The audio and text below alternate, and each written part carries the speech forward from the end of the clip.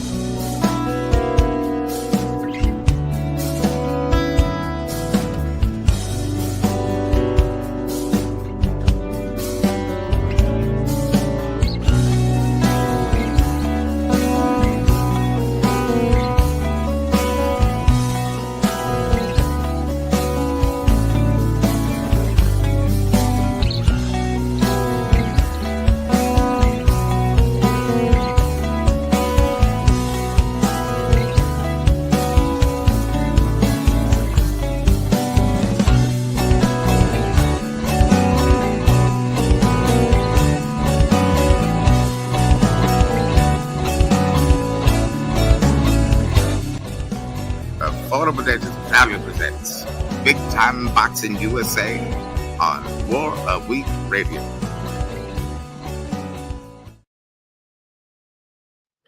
Why, thank you, Emmanuel. I appreciate it, brother. Guys, that was a late, excuse me, that was a late great Emmanuel Stewart. Thank you for the beautiful intro. And guys, this wouldn't be an episode on Wednesday of War Week Boxing Chats without the counsel of our dear friend, former prize fighter, now prolific trainer, and all-around great guy, my brother Adam Mantequilla Lopez. Adam, how art thou, sir? Good to see you. What's going on, guys? How's everything going? Well, I tell you what, man. We're doing a little bit better than Amon Khalif, so I'm thankful for that. And something tells me that she is coming up in fact or fiction. And there it is. I'll tell you what, guys. But look, obviously the title of the show, Tyson versus Paul. Can the old man turn back the clock? And I emphasize old man. Okay, the only look, and I just saw a press conference, right, with all the fighters. Mm-hmm. Why, Adam? Why did they have to do that media workout? That was why, brother. I did not like it at all. It left nothing. It left nothing to the imagination. Like I can't throw up a Mike Tyson highlight tape and then be like, "This is gonna happen to Jake. This is gonna happen to Jake Paul tomorrow. This is what's gonna come out," and then see that media workout and go, "Oh man, we're in for a rude awakening. This is not gonna be good."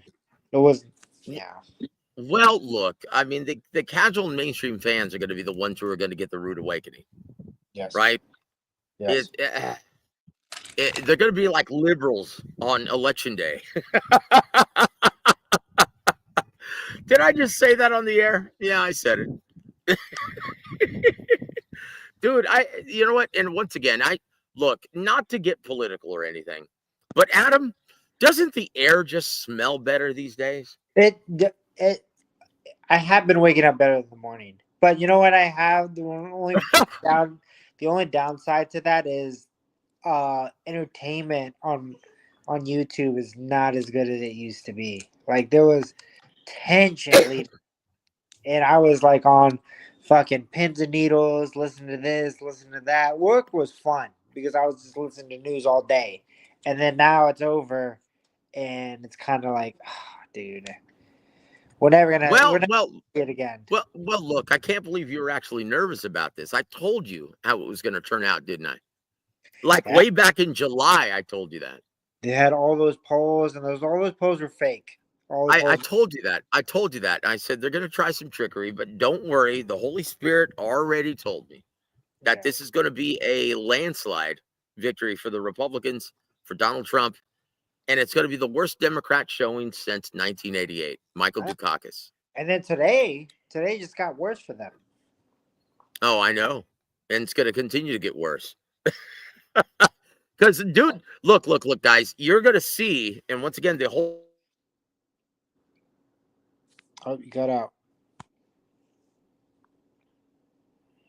A lot of people are gonna see. A lot of people are gonna see that. Yeah, there was a lot of trickery, BS, and nonsense and noise, corruption, coercion. All of those great C words are going to come out to the forefront. Yep. And they're going to start turning on each other and throwing each other under the bus as a result. And you're going to see it. That's what they always do. And there it is. There it is. And that's the last thing we're going to say, political guys, because this is a boxing show, darn it. And there it is. Look, I've got something for you, brother. Let's just address this right now. All right. Terrible fan takes on Twitter/X.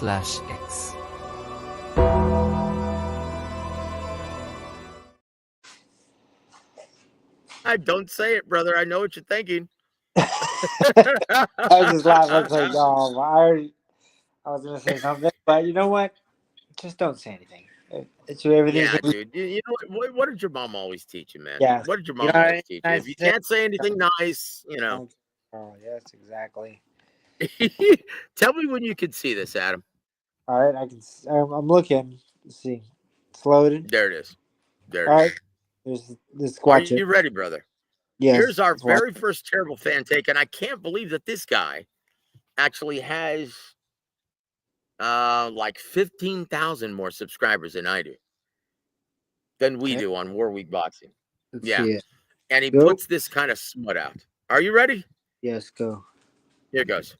Paul versus Mike Tyson fight suspiciously being canceled again, my people. Yes, this is what it's looking like. This article saying that if Mike Tyson doesn't pass these 2 medical tests, the fight is canceled. But I think this is suspicious because just a few days ago, exactly 5 days ago, I seen an article saying that Mike Tyson was offered money by wealthy friends to cancel the fight, my people. Yes, and now this pops up about cancellation of the fight. That's a little suspicious. You can see it right here, my people. It says, I'm going to pop it up right there. Bam, Mike Tyson offered money by wealthy friends to cancel Jake Paul fight. You feel me? And it says right here, have some friends. Okay. Now, what the hell is GBN News or whatever? I don't know. What the hell is that? So, to share in the festivities, because I can't hear any more of that guy, but to share in the fun, want to welcome my brother G Funky Boxing to the stage. Woo! So G Funky. Oh. Yes. Thank you. I tell you what, brother. Did you see that, or should I play more of this? I'm gonna play more, just for posterity. I'm gonna play more. Friends that are pretty wealthy, they said, don't fight, I give you money to Tyson, my people, in between rounds of the training session. So then this pops up now 5 days later, like, you know what? He might not pass a test. You know what I'm saying? If there's enough money, you know money talks. And Jake Paul, that's what he got. He got that money. I ain't mad at him. I'm just saying, this is the type of antics that Jake Paul would do. What if this is something that Jake... Okay, I've had enough. I can't stomach anymore. Is he saying that it's a rigged or someone's getting paid? No, he's saying it's a ruse that Mike Tyson is going to suspiciously duck out of the fight at the 11th hour because he's going to fail a few physicals. Look, guys. I've already spoken with Greg Alvarez, the head of the Texas Department of Licensing and Regulations, right? And he said everything's fine. He's got all the physicals. And the fight is good. And I already spoke with someone who is my videographer. He's a gentleman who's going to be shooting Roshi's new video. All right. Jacob DeLeon, great guy. And he's shooting currently a small documentary for Mario Barrios, right? And he told me, dude, I just saw them face off. And honestly, yeah, I don't understand where that's coming from because there's so much money involved. And look, I told you guys I would reveal the purses for everyone tonight, right? Yep. And it's crazy these guys are getting paid, right? I So could the main imagine. event, what do you think the main event is? Okay, guess. Adam, G Funky, what do you think? How much do you think Mike Tyson and Jake Paul are both getting paid? Oh, I'm gonna say well over 50 million. Well, look, no. This is just from Netflix, not including the live gate. Right? Mm-hmm. Okay, so from Netflix alone, not including merch, not including concessions, parking, not including the live gate. They're getting paid from Netflix $20 million a piece. Jesus. Oh yeah. Now here's the big kick in the ass, swift kick in the nuts, right? Two women, Amanda Serrano and Katie Taylor, are both getting paid almost $15 million. Amanda Serrano's getting paid $6 million from Netflix, and Katie Taylor, to get to her to agree to this, is getting paid, I found out today, $7 million. Jeez. Wow. Two women. Mm. Two women. Now listen to this. My brother Mario Vargas getting paid $3 million. Rock. Abel Ramos, 1.5. Nice. Yeah. That's great So purses for guys, those guys. there's too much money on the table for anyone for this fight not to go through. Yeah. Right? So don't listen to any of this nonsense and noise, because that's all it is. And can you believe that ass clown has 15,000 more subscribers than we do? Oh, of course. People love that shit, man. And there it is. You just have to yell on video. That's all you really just need to do that. Yeah. You just yell on video. Yeah, I guess so. Chingao. Anyway, are you ready, guys? Hey, we ain't ducking and dodging nobody. It's time for Fact or Fiction. Oh boy, here's the first one for, let's see. G Funky. This is for you, brother. Let's do G Funky first, and then we'll do Adam Lopez immediately after. Number one, Fact or Fiction, G Funky. Keyshawn Davis will beat Raymond Murataya in March of 2025, and Gervonta Tank Davis will choose to avoid him, facing an old Vasyl Lomachenko instead. Fact or fiction? Oh, that's wow. I feel like the Davis Murataya fight is a close fight, man. I'd slightly favor Davis in that fight, but I feel like it's a close fight. So I guess I'll say fact on this one, because they could still sell that Lomachenko fight and say, you know, well, you guys said you avoided him for years and now we're going to finally get him. And so I could definitely see that happening. Well, I gave you guys the upset yesterday. Anyone who listened to our Mammoth show featuring John the Iceman Scully and our Ronnie Shields, our dear friend. And I dropped the news yesterday that Al Heyman is now, well, he's still bedridden, but he's now speaking and taking care of business. And if you guys didn't know, now you know that David Benavidez, Dave Morrell Jr. is taking place on February 1st, Saturday, the weekend before the Super Bowl. And that's very strategic. They're putting it the weekend following the championship game and the weekend before the Super Bowl. So that's a very smart move. Mm-hmm. All right. Yes. And so that's when it's happening. It was just announced today. And also, they're targeting Gervonta Davis versus Lamont Roach in Houston, Texas, still for March 1st. So once again, Al Heyman is out of ICU. And so he's now talking to everybody and taking care of business. That's what I've been told. And obviously, you look at the announcements. Yeah, it's proof is in the pudding, guys. So once again, I broke the news yesterday. And you're not going to get it on any ass clowns sites. You're going to get it here. And there it is. There it is. So, well, look, Adam, what say you on this one? What do you think? Do you concur with G Funkies? I think Keyshawn Davis actually beats Raymond Murataya convincingly. That will happen. We'll choose to avoid him and face Lomachenko instead. Yeah, maybe. I think this is a fact. I think it's gonna happen. I don't want Lomachenko to fight Tank. I think Lomachenko just needs to retire now. Yep. But I think it may happen. Yeah, so I would go with fact. And this is a problem in boxing, guys. And this is why we see guys. This is why we're seeing what we're seeing on Friday. because every great champion feels that he has one more great performance left in him. I just think that one more great performance for Lomachenko happened already against Devin Haney. Yeah, I also think, what do you call it? He wanted to retire too, right? But his dad was like, "No, just win this one more, go one Yep. more." You Right? mean against? Yeah. Well, he beat the brakes off of George Kambosos Jr., but who hasn't? Yeah, that's true. But I mean, he's already has one foot out the door. I think he won't. It'd be strategically smart not to fight Tank. Yeah, guys, and look, from what I'm being told, Alexander Usyk, win or lose, this is his last fight coming up on December 21st. That's what I've been told. I was just told that today. Wait, who? Alexander Usyk. Wow. Win or lose on December 21st. Win or lose. That's going to be his last fight. Wow. I know Tyson Fury is talking about trilogy, but this is going to be Alexander Usyk's last fight. He's going to announce his retirement immediately following the fight. Yeah. And so we move on to number 2, homie. Adam Lopez, you first. Jerron Boots Ennis will face Virgil Ortiz Jr. on February 22nd, 2025 in Saudi Arabia and get KO'd. Fact or fiction, brother? Oh, And no, that wasn't Michael Caine. That was Eddie Hearn.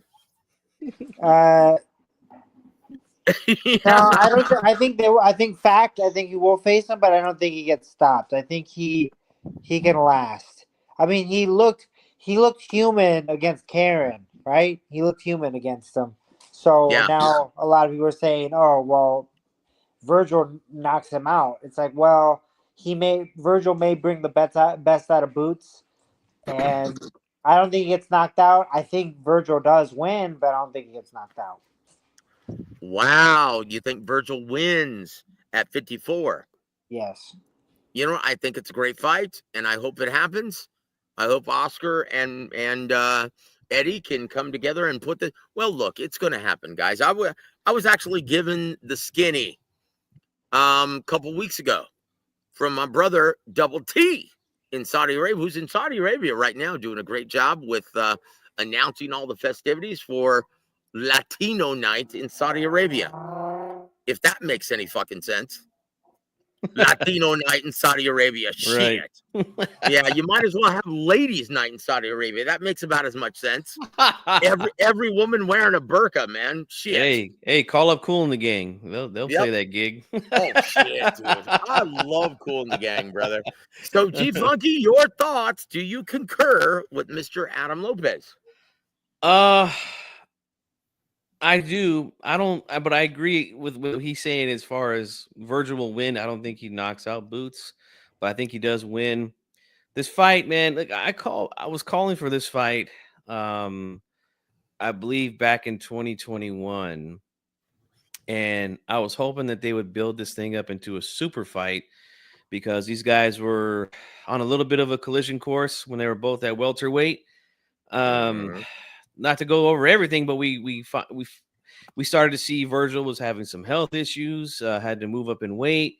His career got stalled, so he had to not necessarily rebuild, but they had to, put him in with some light touches to see where he's at, see if he can make the weight comfortably and perform. He had a bit of a shaky performance in his last fight. Same could be said with Boots. Virgil goes down a couple times on some flash knockdowns. So I think the fight with Boots and Karen's a much different fighter than Virgil. Karen Chikatsian. Yeah. Gesundheit. Yeah. He's a much Karen different Chewbacca. fighter. And it's a much different style matchup, in my opinion. But I think it's a fun, fantastic fight. It's not the fight as big of a fight as I thought it could be just a couple years ago, but I'm still excited to see it. And I do think Virgil can pull it off. And there it is. And that's going to be your co-main event of the evening, February 22nd. In support of William Zepeda, if he gets past 7 Farmer this Saturday, William Zepeda versus Shakur. Touch of Sleep Stevenson. Yeah. And is And he I going to mean, get anything before this, or is he just going to go right into oh, he's February? gonna jump right. He's that confident, brother. He is that good. Oh He's that boy, good. that Oh means yeah. it's going to be a snooze fest. Yep. Yeah. Why do you think I called him the touch of sleep? Chingao. That was a funny. Okay, so here it is. Yeah. There you go, G Funky. No one will defeat Bam Rodriguez at 115. No one. Fact or fiction? That is a fact. Adam, Yeah, you smart with him, brother. Back when he was just still waiting for his nuts to drop. yeah. And he was good back then. Yeah, 2020. Did he win a world title in 2020 or was it 2021? No. He didn't win a world title until, and that was an interim title when he beat the brakes off of Carlos Cuadras, and that was just 2 years ago. That was a world title, I think. It was an interim. Yeah. There's no such thing as an interim world title. Yeah. No matter what Mario Barrios insists upon. And I told Adam the backstory about that today. My conversation with our good friend Jesse James Leha. Hey. And look, I'll go ahead and say it on the air. Like they were having, it was before Ryan Garcia versus the African guy. I don't remember his name. Forgive me for that. To go? I'm not good at. Yes, Emmanuel Tego. That's right. And WBC was in town, and they were having a ceremony celebrating all of the champions in San Antonio boxing lineage, right? Yeah. And so they introduced Joe Lopez, who is the architect and the head trainer of the first world champion in San Antonio history. That was Robert El Piquín Quiroga. Joe Lopez, home of the Angels, right? Legendary fight trainer.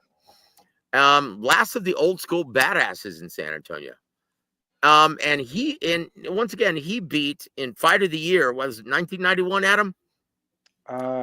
Ring Magazine's Fight of the Year in the Hemisphere Arena, the old Hemisphere Arena, home of the Spurs. And he faced Kid Hakeem Ashinwande. And then they introduced John Michael Johnson, the second ever world champion from San Antonio, and he upset Junior Jones on the undercard of Evander Holyfield, Michael Moorer. And he beat Junior Jones to get that title. And then they introduced Jesse James Leha, who had to walk through fire to beat Azuma Nelson to become a world champion. Holy shit. And then they introduced Josh Franco, and then they introduced Mario Barrios. And Jesse James Leha came up and spoke because he's the most popular one of all the champions in San Antonio. And he spoke, and he was very kind to Josh Franco, and he said, they're the future of San Antonio. Be on the lookout for them. They're capable of, and this is before Bam won a title, right? And I talked to James afterwards, and I said, James, come on, dude. You were being nice. They're not world champions. They're not real champions. They were gifted belts. Josh Franco, regular title holder. And then Mario Barrios, regular title holder. I'm like, he goes, no, dude, you can't do that. And I'm like, really? Who did you beat, man, to become world champion? He goes, dude, I had to walk through fire to beat Azuma Nelson. Yeah, but dude, in fact, what was the name of his cup, man? Joe Souza. Yeah. Joe Souza had to. The only reason why I won that fight is because Joe Souza kept my face together. Because it was all busted up from Azuma Nelson. He kept my face together, and I won that fight because of Joe Souza. And I said, so who did Mario Barrios beat to win the title, become champion? And he kind of looks at me with that Leha squint, right? And he just smiles and he goes, okay, I know what you're saying. And I said, fuck yeah, dude. If you become a world champion, everyone knows who you beat because that's what defines you. The fights, the matchups, that's what makes a world champion. Am I wrong in making that assessment, guys? No. You're not wrong. No, I do feel that Josh should have been a world. Well, Josh is a world champion. I mean, he beat what's his face 3 fucking times. Who's that? That Australian guy with the twin. Maloney? Yes. Boy, that's a name that just rolls off the tongue now, doesn't it? Yeah, I already know who he is, Yeah. but nobody can really fucking name For the the regular title. that. But that's some fucking bureaucratic shit. That's bureaucratic. You got it. Like, what was the difference? Back in the day, there was a world champion, and that was still the regular belt. They did some bureaucratic bullshit to get more sanctioning fees, so they made the super. You can't tell Yeah. me that doesn't So count. who was the super champion at the time? Fucking, I don't even know. I don't El even. Gallo Estrada, homie. Yeah, him. Okay. So Josh Franco is a champion? Who did he beat? No, but he beat Oh, okay. Maloney. I keep wanting to Got say it. like Jamie McDonald. It's the same fucking thing. Maloney, McDonald. Look- It's the same, but McDowell's. they're both good. They're both good. McDowell's. They're both good fighters. They should have been world champions. They should be looked at as world champions. I'm a big proponent of the regular belt being the original belt and the super being the bureaucratic bullshit that made to get the sanction. No. I see it the other way around. There's one WBA world title. The red belt is the baby belt. Okay, you're just being soft in your old age, brother. I'm not being soft. No, you're okay, saying that. No, look. No. I'm going to say it for what it is, Adam. You're just saying that because Josh is one hell of a kid and he's a super nice guy. No, I'm saying that's where this is stemming from. I know. I'm saying it from this. So I was supposed to fight for the regular WBA title if I beat Roman. If I beat Roman, I kill the Japanese guy. The Japanese guy sucked. I kill that fucking guy. But the guy he has a WBA regular title. Daniel Roman got elevated to super, but it still doesn't. I still don't even know who. Oh, Rigondeaux. Okay. So wait a minute. So you consider Rolly Romero a 2-division world champion then with that logic? He's making. I rest my case. He's making world championship money. Yeah. He's making world championship money. Yeah. So is Jake Paul. Yeah. And he's a great fighter. Adam, look, brother. As much as I love you, you just got cooked. No, on live radio. I did not even get cooked at all. I did not get cooked at all. Dude, I'm just making up for that terrible Michael Caine insult that you gave me the other night. Yeah. Your Caine is terrible and your Ethiopian is horrendous. Okay, just for that. Terrible fan takes on Twitter/X.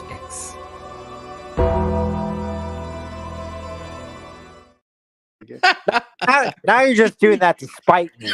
You're making me listen to that to spite me. Look. I've been saying all of this just to spite you. You haven't picked up what I've been laying down, my friend. Look, dude, I love you, Adam. And I've been saying this just to get back at you for that terrible, insulting Michael Caine thing. That hurt me, man. That cut me deep, brother. The Michael Caine one? Who did I say? Yeah. You said all Brits sound the same, and I said, no. Here's my Eddie Hearn, here's my Michael Caine. And you said, wait a minute, is that Michael Caine talking about boxing? And I'm like, holy shit, dude. Yeah. Yeah, dude, that cut me deep, brother. So here it is, guys. Tell me, hold on. Let me share the screen here with. This is another terrible fan. Take care of our dear friends from Let Me Ask You. Okay, so I want to get your thoughts on this, guys. Are you ready? Go for it. Yes, sir.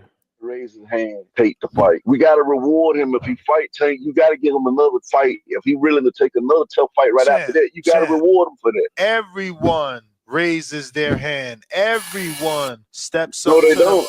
No, they don't. Everyone raised their hand and everyone steps up to the plate for the Tanks and the Canelos. That's the money fight. You heard what Lamont said. Tank is the money fight for anybody around his weight. So cut the shit. Lomachenko done walked away. Shakur went across the street. He ain't trying to run to it. Shakur didn't go across the street. Y'all can stop with that lie. And Shakur ain't walk away. He put a number on the table. He said $6 million and I'll fight Tank. Where the fuck the money at? And that sound cheap to me. Sound like he, Oh, he outpricing himself. this man raised. Oh my gosh. What Oh, okay. I've heard enough. Okay, hold on. I'll be the hawker. Who wants to go first? Oh man. Wow. Adam, do you want to go first? He didn't even speak English, dude. I don't even know what Do was we said. need subtitles here, brother? Yes. Woo! Let me try to convey what he said. Was the guy saying that if Lamont fights Tank, that they should give him another good fight after? No. He's saying nothing like that. See, that's how inaudible this is. Yeah. Right? Like honestly, G Funky, I think you were able to ascertain what they were trying to say. So Yeah. couldn't you please explain that to us? I'm okay. I'll do my best to translate this. Okay. So the caller is saying that Lomachenko and all these other big names ran from Tank. Okay. And Ness is making the case that Shakur didn't because Shakur demanded $6 million and that's that cheap was to him. That was reasonable to him, $6 million. Right. When Shakur brings what to the table? A trinket. Oh, That's geez. it. Honestly, Nobody cares to see the guy fight anymore, but he wants $6 honestly, million. This I'd fans. be willing to bet that Devin Haney brings more to the table. At this point, maybe because he's fought some bigger names for sure than Shakur has. But look, $6 million. See, again, fans, this is exactly why a lot of these fights don't happen. Because these guys, it's a prime example. If what Ness is saying is true, and he demanded $6 million, then yeah, there it is right there. That's why the fight didn't happen. Priced himself out. So in what universe is $6 million reasonable for a non-ticket seller like Shakur Stevenson? Nowhere. Come on now, man. Unless it happens in Saudi on a Latin night card. Well, look. Unless it happens in Rumpelstiltskin Arena in Fantasyland. G-Funk, you have a really good Eddie Hearn. I appreciate that, Adam. Oh my gosh! You know what, dude? You're an asshole, Adam. Eddie Hearn. That's fucking crazy. Dude, you're an asshole, dude.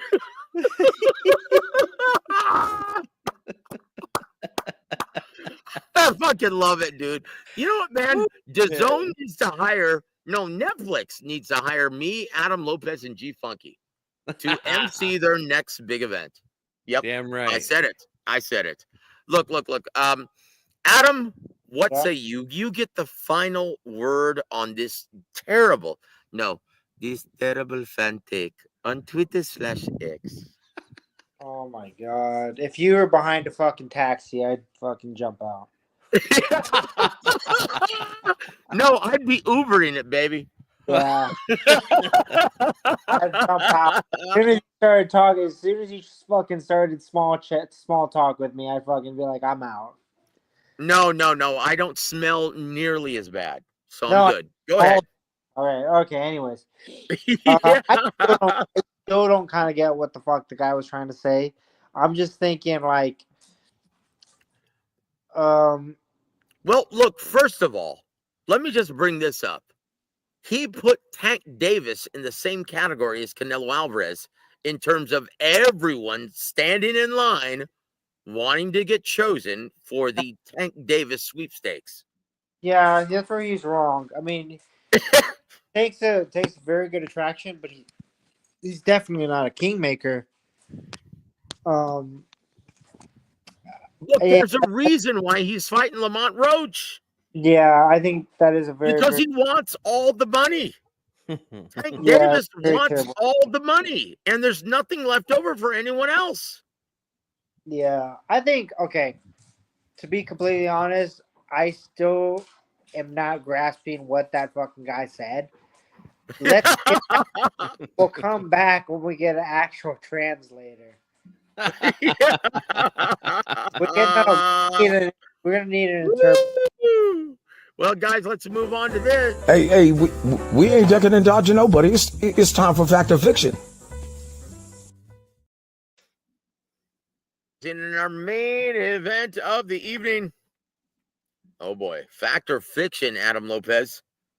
Iron Mike Tyson will quit on his stool after the 4th round of action, and Jake Paul will subsequently call out Canelo Alvarez post-victory. Fact or fiction? I think that may be a fact. I watched that workout today, and I go, Oh, jeez. Jesus Christ, man! I said he looks just slow. I mean, the power may be still there, but he just looks so slow. No. Honestly, dude, the power isn't there either. Yeah, I hope. Honestly, and I seriously doubt the chin is as well. Yeah, Because Tyson, like him or not, he always had a decent chin. Yeah. Yeah. But I don't even think the chin is going to be there either. In fact, we're going to see him get rocked as early as the 1st round. I know. And look, you're going to see Mike Tyson fans, casual and mainstream Mike Tyson fans, act like liberals on election night. Oh. Yeah. One of the things, though, is that no one better say this is rigged.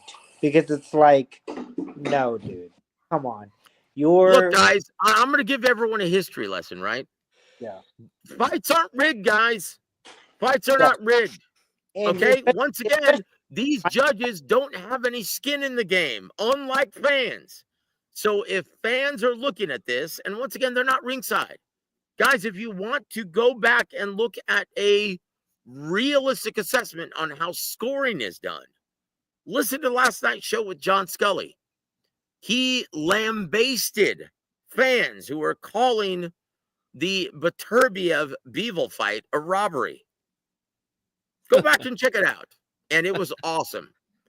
And once again, Iceman tells it like it is. He's been in this business for as long, how many decades has Iceman been in this business? At least 4? Too many. Yeah.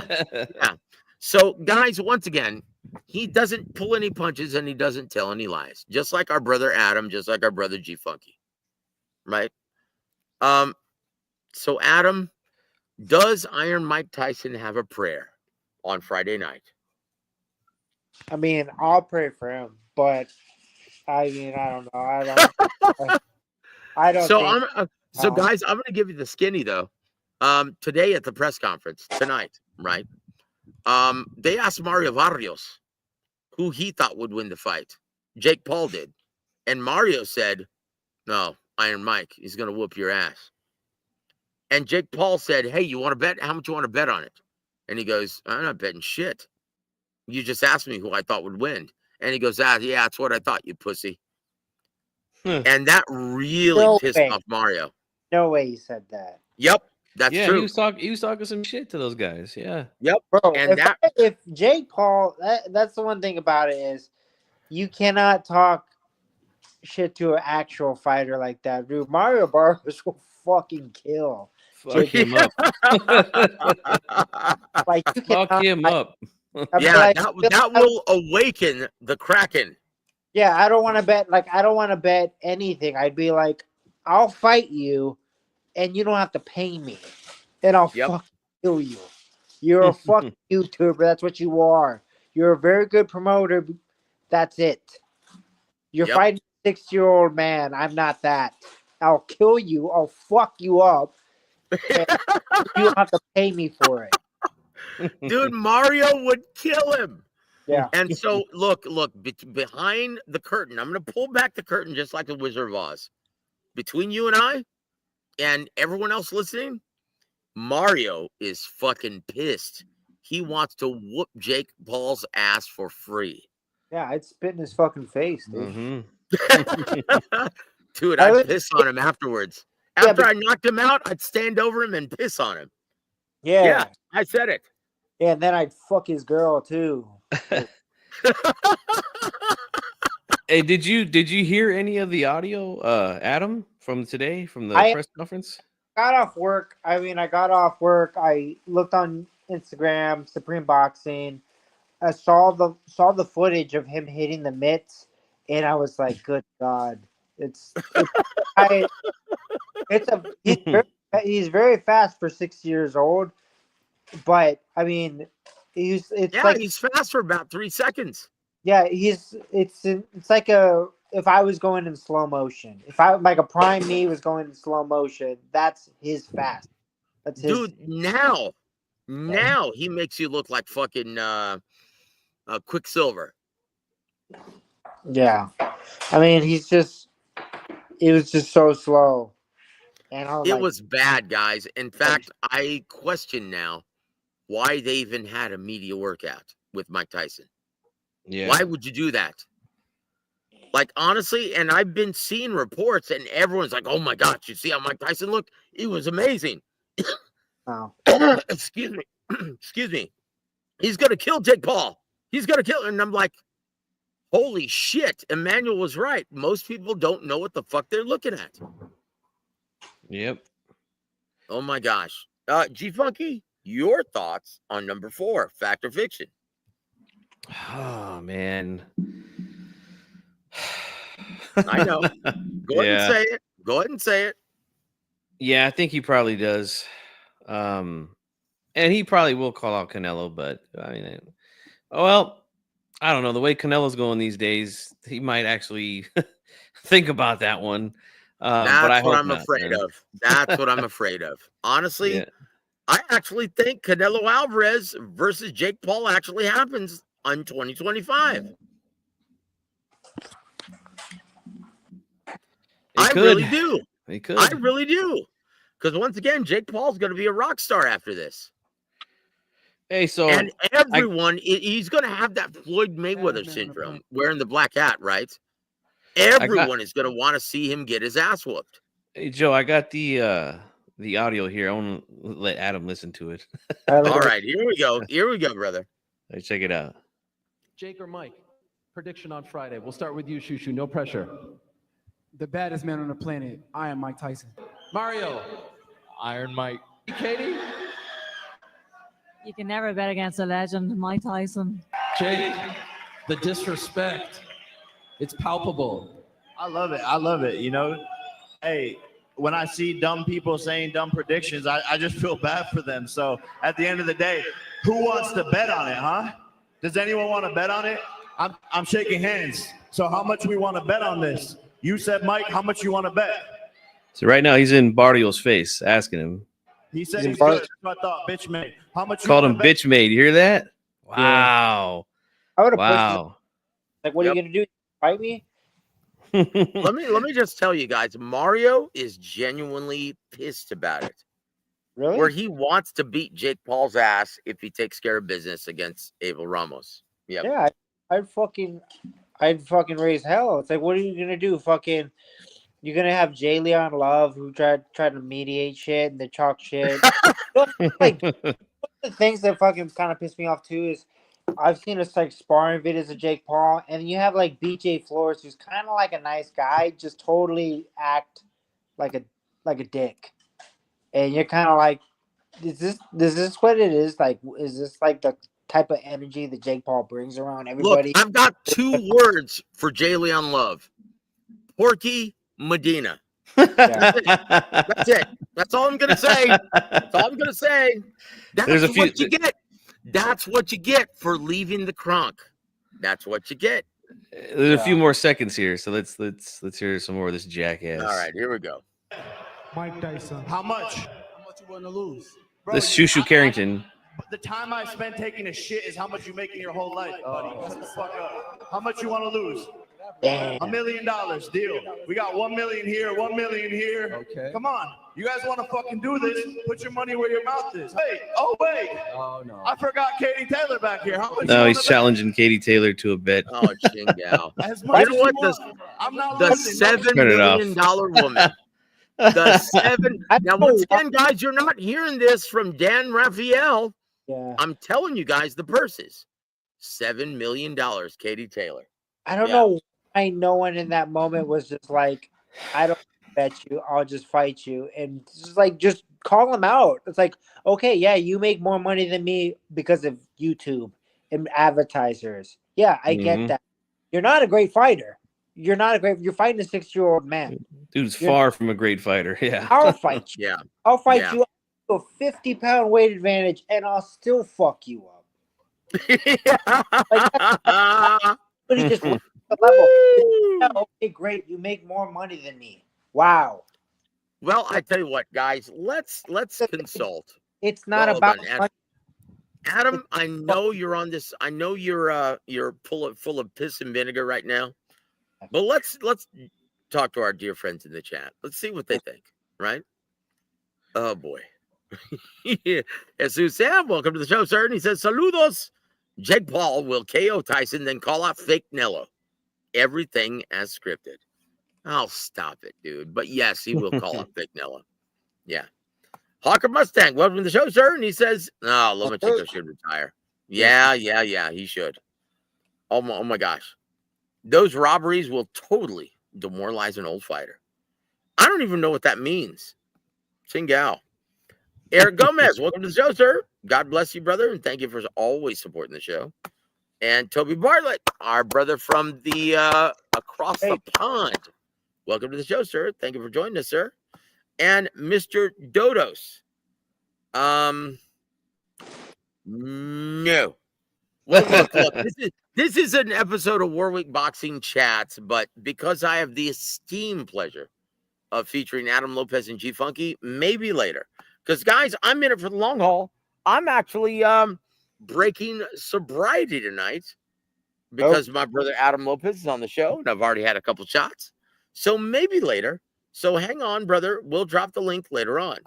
I know my nephew, Tony Soprano, wants to come on from Florida. So we'll drop the link a little bit later. Peter Von Arts, welcome to the show, sir. It's good to see you, man. He said Jake Paul's an asshole. I hope Iron Mike knocks him out. I think we all hope. But look, guys, I'm sorry. It's not going to happen. It's not going to happen. And Peter, yeah, I like Mario Vargas. I like him a lot more now. Yeah, I do. I'm saying it. And Peter also says, Canelo versus Jake Paul, boxing is going to hell. Yep, with no ice water. Yep, there it is. Anthony Manzano says, Tony says, Joe, are you guys about to end the show, or can you drop the link so I can join up on the panel? You know what? Let me go ahead and do that. I'll go ahead and do that right now, guys. More the merrier, right? Adam, what say you? More the merrier? What do you think, brother? Okay. Is he still there? I think Adam is dealing with Dave Lopez getting the tongue. I was muted. I was saying I always love Tony Soprano on the show. And what up? Yeah, especially when you guys especially when Adam Lopez and G Funky are giving out Boogie Nights quotes, right? And speak of El Diablo, this is Tony Manzano. Welcome to the show, sir.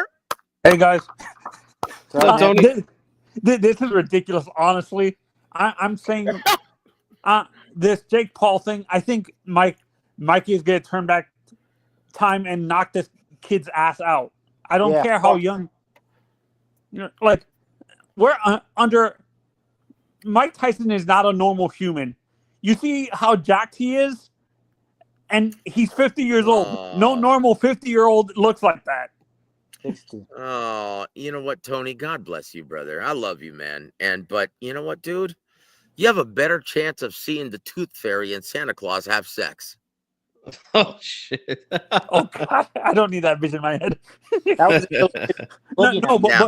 But I'm serious. I don't. Jake Paul has no.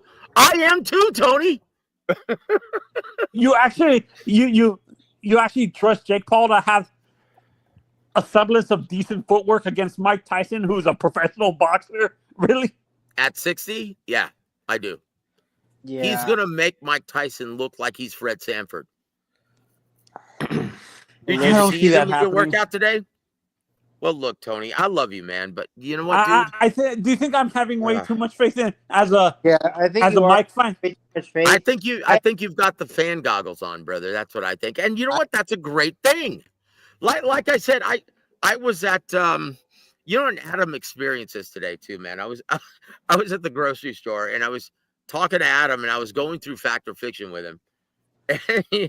And someone goes, hey, man, you're an announcer. I've heard you before, man.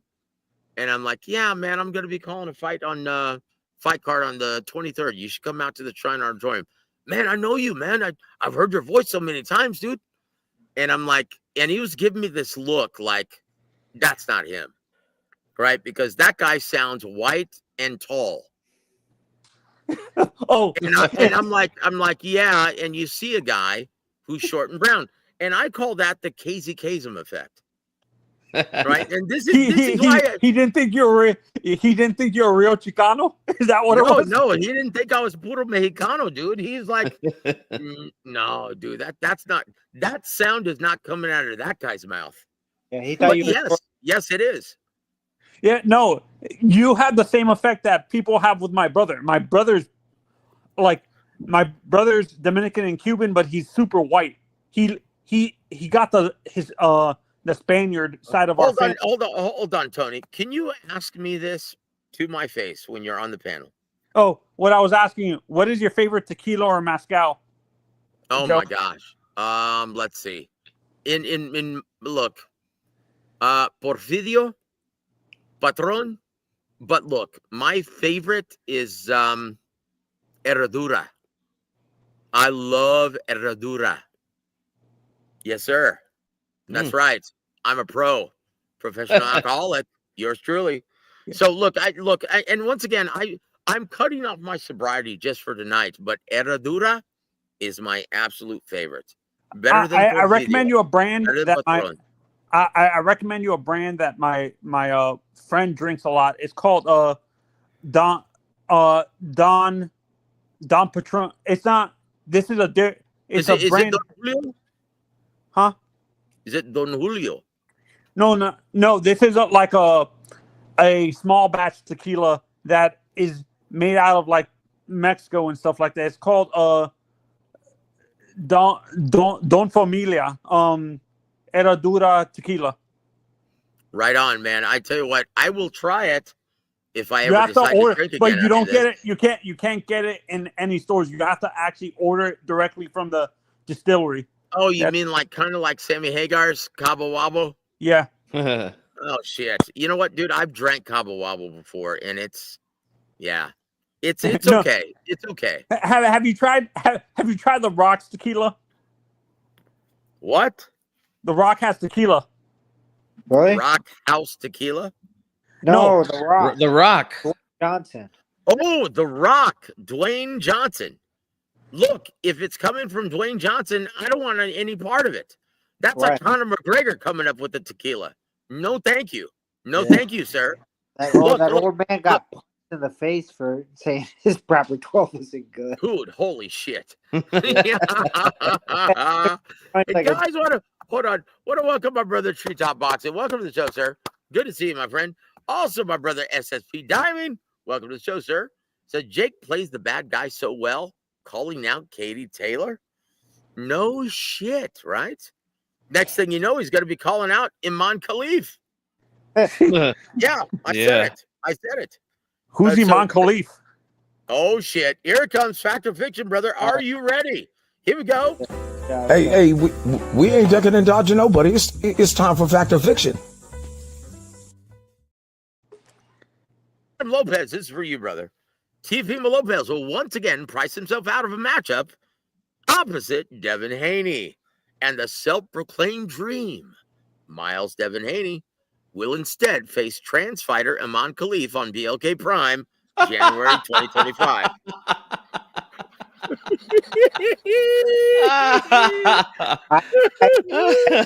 Had a better Fact or Fiction. Yep, that's Fact or Fiction, brother. Come on All now. right, Fact or Fiction. Devin Haney already has a pussy. Oh. Honestly, I think it's fiction. Whoa. So you're saying that's a match made in heaven? It might go. Or no. Oh. So, dude, look. Obviously, Iman Khalif has a papaya, and if Devin Haney has a panocha, come on now. Oh, Jesus. Come on now. Can you imagine how ugly their kids would be? Yeah, but then but then people would be rooting for Devin Haney because it's a woman against a man. You know what? Bill Haney should sign up for that. That would put him in the good graces of everyone then. Yeah, it kind of would. It would kind of be empowering for women if Devin Haney does win the fight. Honestly, Holy the first shit. part, the first part to me is fiction, but I still see, for me, the first part is fiction. I don't think T.O. is going to price himself out. But Okay, Tony. The reason why we do this show is we want to educate everyone on the business of boxing. Okay. And so, G Funky, what does the business and your knowledge of the business, what does that tell you about negotiations between Teofimo Lopez and Devin Haney? Well, there's a reason why the fight hasn't happened by now. And it's because, both guys want too much money. And I'd say this. If Iman Khalif is offered to Devin Haney on BLK Prime, I think Haney would price himself out there too. Oh shit! And I predict Iman Khalif to knock Devin out. To be honest. Holy shit! Yeah, knock him out with his Adam's apple and his Johnson. Yeah. Dude, can you imagine him knocking him out with his papaya? Holy shit! Oh no, I don't want to. No, I'm saying he actually knocked him out with a punch. With his papaya? Oh, I'm sorry, that's bad. So, guys, look, Devin Haney, Teofimo Lopez, those guys want a combined purse of over $10 million. And look, you don't have change for $1. That's about how much that fight's worth right now. Two delusional assholes. And if anyone thinks this fight is a possibility, keep dreaming. Once again, guys, we profess the business of boxing on this program. And the only big money seller in that. We are here for you guys. Tony, go ahead, sir. For me, I hate Ryan for his out of the ring antics and stuff, but he's the only big ticket seller in that division, to be honest. Ryan is the only big. Wait, what division is that? The Ryan Garcia division? No, 140. I'm saying 140. 140. You can't make 140, dude. But I'm saying the last fight I saw him in was 140. So I'm using that. No. He didn't even make 140 when he was at 140. Blame Devin for that shit. No. Seriously, Emmanuel Tago, he weighed in at 141. Tago? Yep. I thought he was at 140. Oh no. Maybe it was Javier Fortuna. He weighed 141. It was Jelly Bean Fortuna. That was. Oh shit. Oh, did anyone find out how he fared? Javier Fortuna in his last fight? I didn't even pay attention to that. It was close. He won by unanimous. Javier Fortuna? Yeah. Oh shit! I'm glad I didn't watch. Chingao. I didn't watch it, but I can tell you right now that there's a whole lot of grappling going on in that fight, right? What's happened with Fortuna since he's old. He's old, Tony.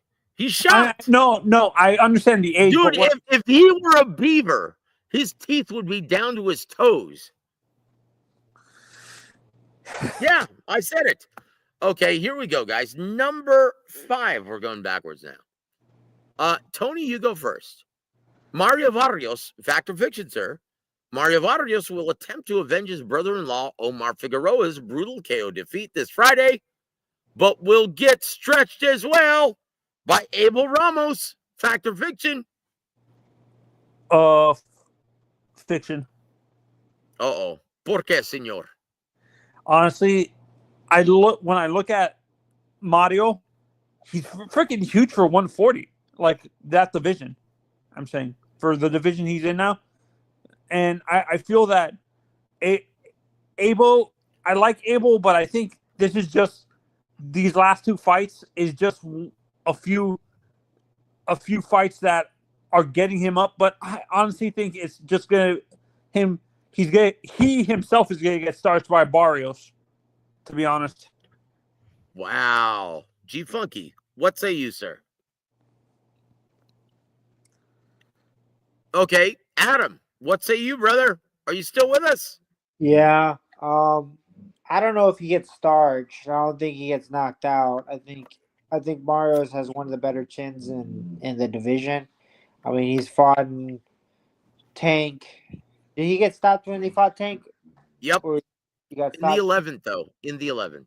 Yeah, he lasted a long time. He didn't get stopped against Keith Thurman. He beat Ugas. He did get stopped against Keith Thurman, but he got his ass whooped. Yeah.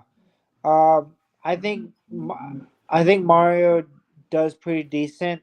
I do kind of like Abel Ramos.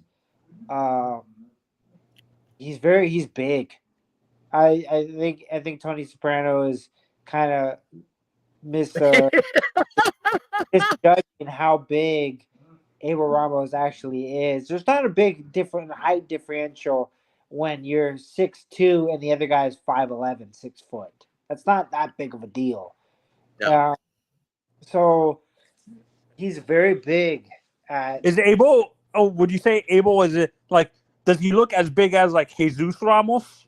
Like, yeah. Abel's a huge 47 pounder. He's a big 50. He's a big fucking guy. I mean, his Jesus Ramos' nephew is huge for 54. Yep. But I mean, Abel's not too far behind. He's a big guy. He's beefy.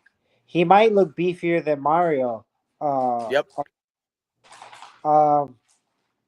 That's a very good 50-50 fight. I would want to see the odds.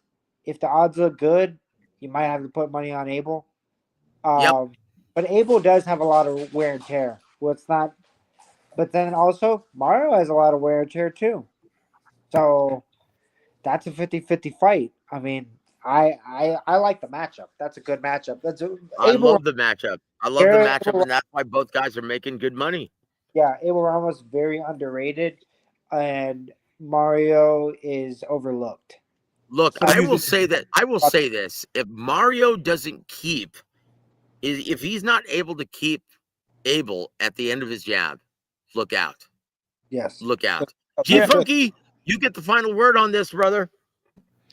Sorry, guys, I had to take a phone call there. So, what's the question? I'm sorry. That's all right. Phone sets is okay. So well, I'm married, so I don't have to do that. All right, whatever you say, brother. That's okay. I'm a star. Oh shit! And there it is, Adam. So here it is. Fact or fiction, G Funky. Mario Barrios will attempt to avenge his brother-in-law Omar Figueroa's brutal KO defeat this Friday, but will get stretched as well by Abel Ramos. Fact or fiction? I'm going to say fiction. I'm taking Mario on this one, man. I think he's going to win it, and I think he's going to win it pretty comfortably, man, to be honest. And I did hear a little bit of you guys talking about Abel. He's a big guy for those weight classes. He's husky, all right? That's what he is. But tough guy, but I think Mario takes care of him, man. You know what? From what I've been told in camp by both Bob Santos as well as Jacob De Leon, this is the best that Mario has ever looked in camp. Nice. Yeah, and because he understands that all eyes are going to be on him, he is actually preparing for the big time.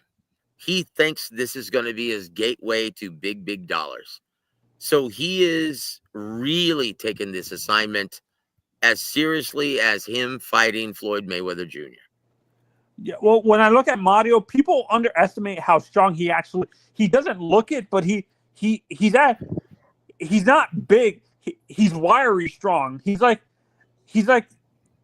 Do you know what I'm talking about when I say wiry, Well, strong? look. Like if you want to, look, Tony, if you want to hear about the technical part of it, ask Adam Lopez. Adam, is it better to have power or just speed and precision in the ring?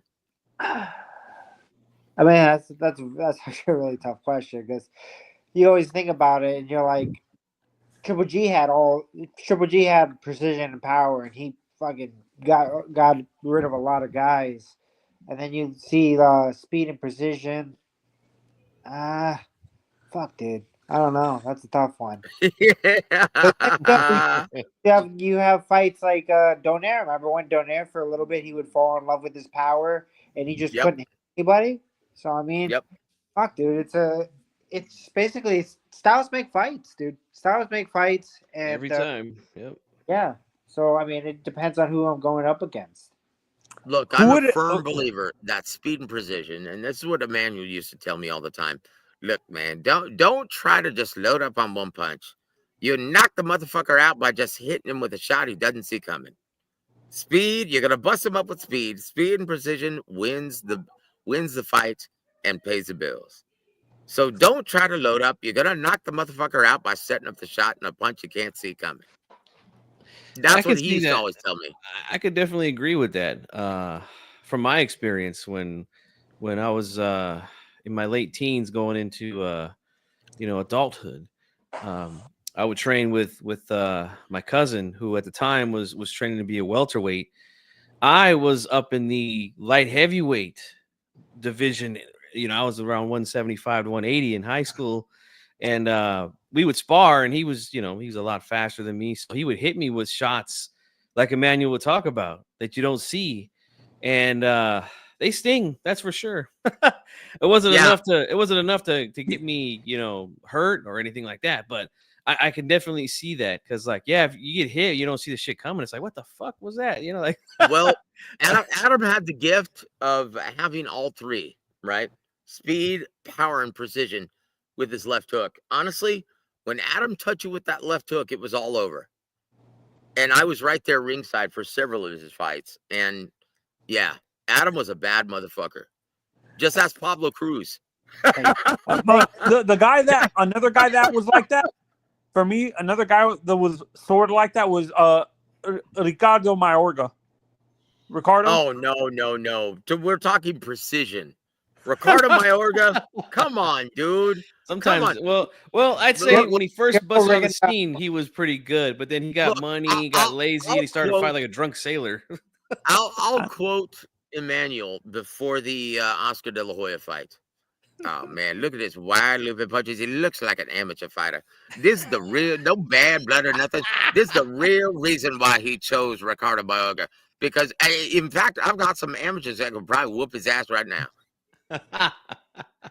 And then he's like, it's only a matter of time before Oscar lands that left hook and knocks him out. And there it is. First round, he hits him. Yep. Dude, and Emmanuel had that gift of spoiling the fight within the first 30 seconds. Didn't he? Dude, you know what's so funny, guys? I got to tell this story real quick, and I'll make it quick. Go ahead, sir. No. Take your time, because I have to take a Vader test. Go on, sir. When Joe and I first started doing shows together, we would talk, and set up shows behind the scenes and everything. And he mentioned that about Emmanuel Stewart always spoiling fights before they happen. And the funny thing is, back when he was commentating, when we first started 20-something years ago on HBO, my friends and I would say the exact same shit about Emmanuel Stewart. We're like, why is this always ruining the fight? Like, he'll say something like the first minute or so into the first round, and next the shit happens, and it's like, there goes Emmanuel again, ruining the fight for all the fans. No, I used the wrong person. I meant to say Hector Camacho Sr. Camacho. Oh, okay. Yeah. Camacho was like that, where he combined speed and precision with power, because people do you guys agree that Hector's power got underrated because he was his boxing skills were pretty really elite? I think what happened with the Macho Man was when he got his cage rattled by Rosario in that fight. Yeah. Oh boy. He changed Camacho his style, Senior, man. not Yeah. Junior. Yeah, Camacho Camacho Senior. Senior. Yeah, when he got rattled up, man. Yeah, he became more of a movement distance kind of guy Yeah. for the rest of his career. But in like featherweight, holy shit, the guy was fast, Yeah, power, Just that Sugar Ray precision. Leonard. You know, Against Just that Bazooka, Sugar Ray Leonard. he was Yeah. so fast. But even lighter Camacho, that's what I'm saying. Like when he fought Bazooka Lemon, dude, he was Ooh. Yep. he's Blew just him all out. over the Wait, place. Hey, Adam, he fought Azuma Nelson? No, No, Bazooka no, Lemon. Bazooka Lemon, Rafael Lemon. Yeah. Yep. I misheard the name. Adam, hey, Tony, hold on. Adam, I heard some news, brother. I don't know if you had a chance to make it out to Saturday night's card at the Techport Arena, Coach Louie, Oh no, I didn't do. pound for pound. Oh, Yeah, no, no, apparently I was in Cowboys. I was. that's right. You saw the Cowboys get whooped. Yeah. Yeah, that's right. You know what? We're gonna call you Bad Luck Adam from this point forward. Don't go to any more home games, please. Yeah, dude, they lost every other home game before me, so it had nothing to do with me. Yep. Okay, keep telling yourself that. But Adam, no, seriously. And seriously, Adam, Yeah. I heard that less than 1,500 people showed up. It looked very. I was watching the live stream, and it looked pretty bad. Yeah, it wasn't good. You can't have that fight the same night as Bam. Yeah, No, exactly. no. And I tried to talk Coach Louie out of it, but Chago, already the owner, right, of Pound for Pound, already had that date set. Yeah, and he moved it unwisely from Austin to November 9th in San Antonio. Yeah, you can't even, like, they're all San Antonio fighters. You can't have it the same night. It doesn't care the venue.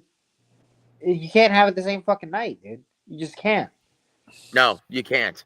So everyone saw Bam whoop that ass, right? Yeah. Yeah, and so no one showed up for that event. And anyway, I'll talk to you about the monetary particulars because they lost their ass. Yeah. Because to book that venue, it's $25,000. Oh shit! Yeah. What, And dude, look at Techport, and they keep all the concessions and the parking. Wow. God. Yeah, so they lost their ass, dude, even with the licensing fee. And so, how many people are going to show up at our event on the November 23rd? A lot.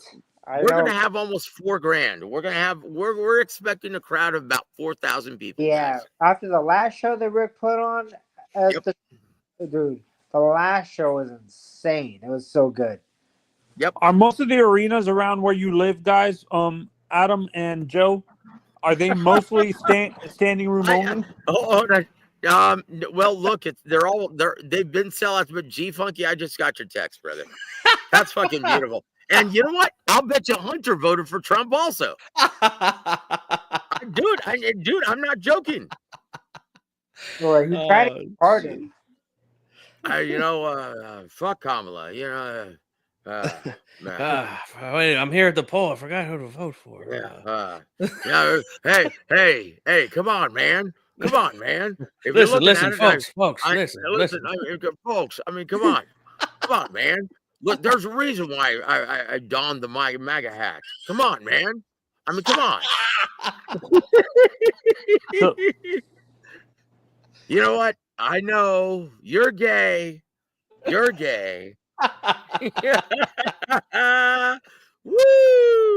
I tell you what, guys. Let's move on, guys. Number 7, Adam Lopez. Fact or fiction, sir? Tevin Farmer will get viciously KO'd by William Zepeda, setting the table for a super fight with Shakur Stevenson on February 22nd. Fact or fiction? Fact. Yeah, move on to the next one. That's a fact. That's a fact. a And fact. honestly, I can't believe I'm saying this, and I'm being born of it. I feel I'm gonna get scared. Tevin's gonna get stretchered out of the arena. That's how bad the KO is gonna be. Dude, honestly, guys, look. Honestly, G Funky, your thoughts before I give you mine. I think it's a fact. I think he gets Farmer out of there. And it's going to be kind of boring at first because I think Farmer's going to stay away, which is kind of what they want to see with Cepeda in there. But I think he's going to catch up to him, and it's going to get brutal. Well, look, guys. I'm going to do my best Max Kellerman voice. I say fiction, brother. Look. In my opinion, I think Tevin Farmer actually shows all of William Cepeda's shortcomings and all the holes he has. Why right? are you saying? Because he's a really slippery guy. It's really hard to look good against Tevin Farmer. I don't think so. We'll see. I think Tevin's lost a step or two. He looked good. He looked decent against Raymond, but Raymond's not. Cepeda's not Raymond. Yeah. Murataya is a counterpuncher. You know? Yep. Yeah. Murataya is indeed a pocket counterpuncher. That's right. We'll see, guys. We'll see. I hope that William Cepeda looks great. Do we lose Joe? I don't know. And I think he knocks out Shakur because I really don't think Shakur has enough to keep Cepeda off of him. I don't know about that one. So can you guys hear me now? Yes, sir. Okay, very good. Yeah, I hope he actually makes him see straight, Tevin Farmer. Yeah. Yeah. I hope so, but I have this strange, sick feeling that Tevin Farmer is going to lose, but he's going to really put a spotlight on all the shortcomings of William Cepeda. Okay, so go ahead, sir. Logic, you think that he's going to do the blueprint for Shakur on how to beat him? Yep, I do. I do. In fact, I've always thought that William Cepeda has the style to make Shakur Stevenson look like Floyd Mayweather Jr. at 130. I can see that. That's not a bad thing. Not a bad. And there it is. There it is. The reason why I'll disagree with that, and I'll just all right. Let's hear it. Let's hear it, brother. Because I don't think either one of these guys has enough pop to keep Cepeda at bay. I mean, he gets hit with shots. Don't get me wrong, but if you can't get his attention, man, he's going to keep coming. Like there was a time when during that, and I'm not trying to compare these guys to Jojo Diaz, who's a fucking shot fighter, but Jojo hit him with I think 4 or 5 punches in a row, a combination. And Jojo's never been known for power. I mean, he just ate those things like M&Ms and just kept applying pressure, throwing punches. Yep. I'm not saying that Shakur can't beat him. I don't know if it'll be like a Floyd Mayweather beating though, because Mayweather at these weights, boy, he was laying some leather on guys and hurting them. I don't think Shakur is going to stand there and commit to a shot to try to hurt him, man. I think he's going to hit and move, wrap up when he can. Again, I'm not saying he won't beat him on the cards, but I don't think he'll try to sit there like Floyd would at lightweight. Yeah. You know what? I think you're absolutely right, man. And Tevin, right. honestly, Farmer just doesn't have enough men to earn his respect. I think you're right. No, and also, I think it was Adam or G Funky that told me this once, that a fighter who relies so much on his athleticism, like a Tevin Farmer, who doesn't really have the power, like as he gets older, if he doesn't have another skill, he would get completely destroyed by a guy like Cepeda who has power. When Tevin seems to be, the last few fights with him, he's lost a step and he's not as athletic as he used to be. Have you noticed that, Adam, too? Or I've noticed that Tevin Farmer has the eyes of Zeus. Let me ask this, guys, for you guys. Does Tevin Farmer beat Raymond Murataya if Tevin Farmer is from 5 years ago? Yeah, I agree. Possibly, I think so. Yeah. Well, look. Let's move forward, guys. All right. Fact or fiction, guys? We're gonna go back to Adam Lopez. Eddie Hearn will demand a 50 by 50 foot ring when he faces Oscar De La Hoya on February 22nd in Saudi Arabia. Oh, Jesus. Oh, that's good, right? Fact. Well, look, I think it's fiction because I don't think he gets in the ring with him. Any size ring. You know what? I would get in the ring with Chief Funky Boxing, and I would whoop his ass like a redheaded stepchild. Oh, you are nothing but a bellend, Eddie. You know what? You know the amount of pain in your heart, Chief Funky. Oh, geez. Michael Caine about to fight for Oscar De La Look, Hoya. honestly, I would pay $200 on pay-per-view just to see Oscar De La Hoya lay his ass out. Oh, it would be. With It one wouldn't left even hook. be. It wouldn't even be funny. I'm You know laughing what, now, dude? but it wouldn't be. Honestly, dude, I would pay $500 on pay-per-view to see that. To be honest, yeah, I would. And That's then no joke. And then after Eddie gets spocked out, we can come on here and sing "Ain't No Sunshine" by Bill Withers in honor Oh of my Eddie. gosh, How dude, about that Oscar was versus Jake Paul? sacrilegious, dude. Yo, G Funky, your freaking Eddie Hearn is great. I fucking Thank you, sir. Thank you. How You know, embarrassing! you Like, know, Adam. You know, hold on, Tony. Adam, I've been hurt before, but never this badly, brother. You cut me deep, man. You cut me deep. Kind of grabs you by the boo boo, don't it? Hey, man, kind of grabs you by the boo boo, don't it, man? Oh, Jesus. Hey, man. Hey, man, I played with that cat, man. He's a musician, man. No, man, it's Santa Claus ain't no musician, man. Man, but his old lady made the best fudge brownies, man. Ooh, So damn right. number 9, Fact or Fiction, G Funky. Deontay Wilder is back to making excuses for his shortcomings in the ring. Fact or Fiction. Well, he's definitely no stranger to making excuses. So yeah. Hey, dude, rattle off the list of excuses. We started with the costume was too heavy. Yeah, first it was and then it went to the tainted water from Mark Breland, right? Tainted water. Yeah. And remember the loaded gloves? And then it went to egg Glowgate.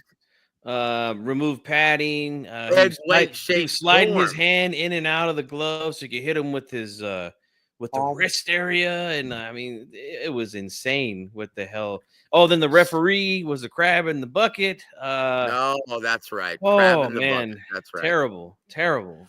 So now he's saying that he was fighting with a broken arm against Joseph Parker and Zhilei Zhang. What? Yeah. He came out and said that, guys.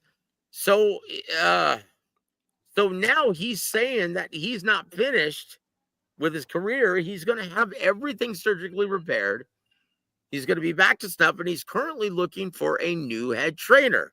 Apparently, he has dumped Malik Scott, and guess who he's talking to via Shelly or circa Shelly Finkel?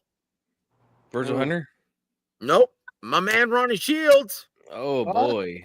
And guess what Ronnie said? Nope. Go fuck yourself. No. He said this. Well, I'm willing to sit down with him, but he's got to apologize publicly to my man Mark Breland. Yes, and you know what, Ronnie?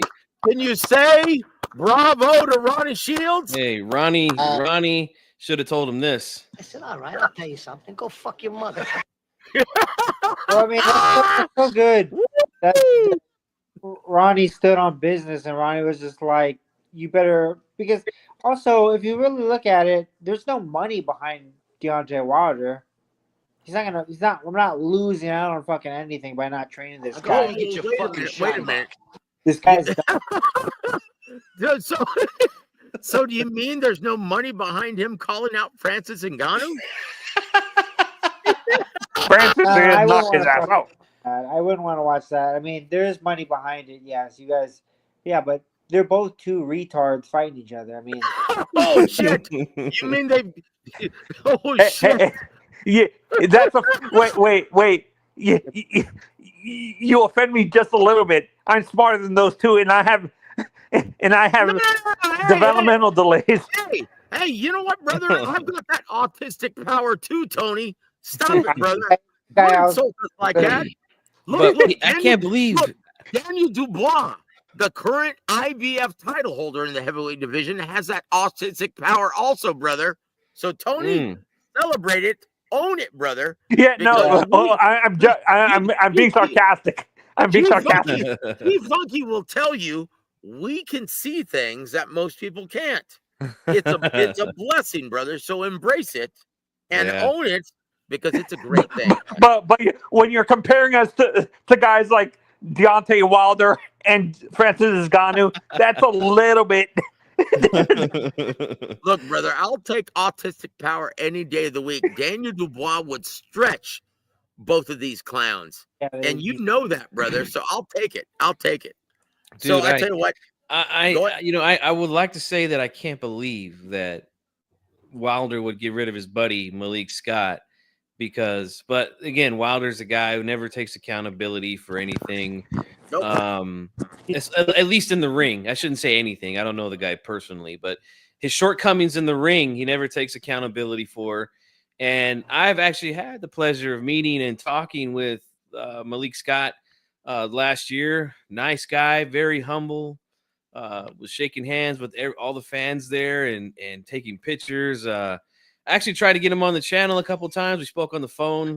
We just, a couple times, and our schedules just couldn't link up to where I could get him on. But he is a really nice guy, man. And I know that he's a good friend of Wilder. So it's like, man, this guy's really got some problems, man, if he's firing guys like that. Look, Malik, yeah, you're right. He is one of the nicest guys. And he is really, really sharp. I've known Malik for a long, long time, as I'm sure you do, Adam, as well.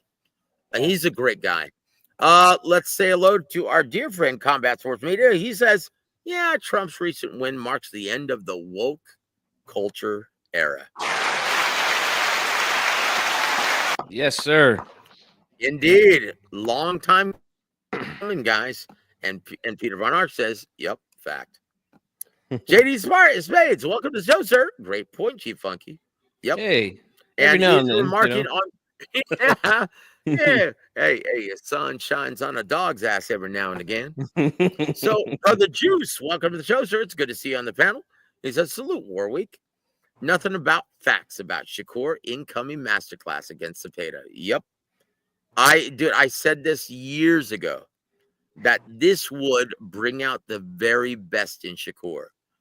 That honestly, I don't know why William Zepeda is calling out Shakur. Like, if he's going to go for the gusto, just go after Tank. You're going to get your ass whooped either way. It's better to get knocked out with one shot than to be taken to school and your career to be over. Yeah, like, what's worse? In your mind, G Funky, what's worse? Getting knocked out with one shot cold or getting taken to school like Jeff Lacey and at the hands of Joe Calzaghe over 12 rounds? I'd say getting knocked out brutally by someone is worse for the career. But I think the reason they're eyeing Shakur is because, if Zepeda can put that heat on him and start letting the hands go, is he going to be willing to open up and hit him with something? Because punches are going to be coming back. He's not going to be able to avoid all of them. And they feel like they have a chance to outpoint him. I think that's what they see in him other than Tank, Well, let's consult our resident expert. Adam, what say you, brother? How do you like and how do you see that fight playing out between Shakur and Zepeda? I see the way you have it playing out. I think Shakur is such a masterclass boxer. I'm saying this with a little bias, but Zepeda will bring him. But he's such a good boxer, and he knows how to dictate the pace and do everything like that. And he knows little tricks and at range, at distance. It's gonna bring out the best in him, and it's gonna make people believers.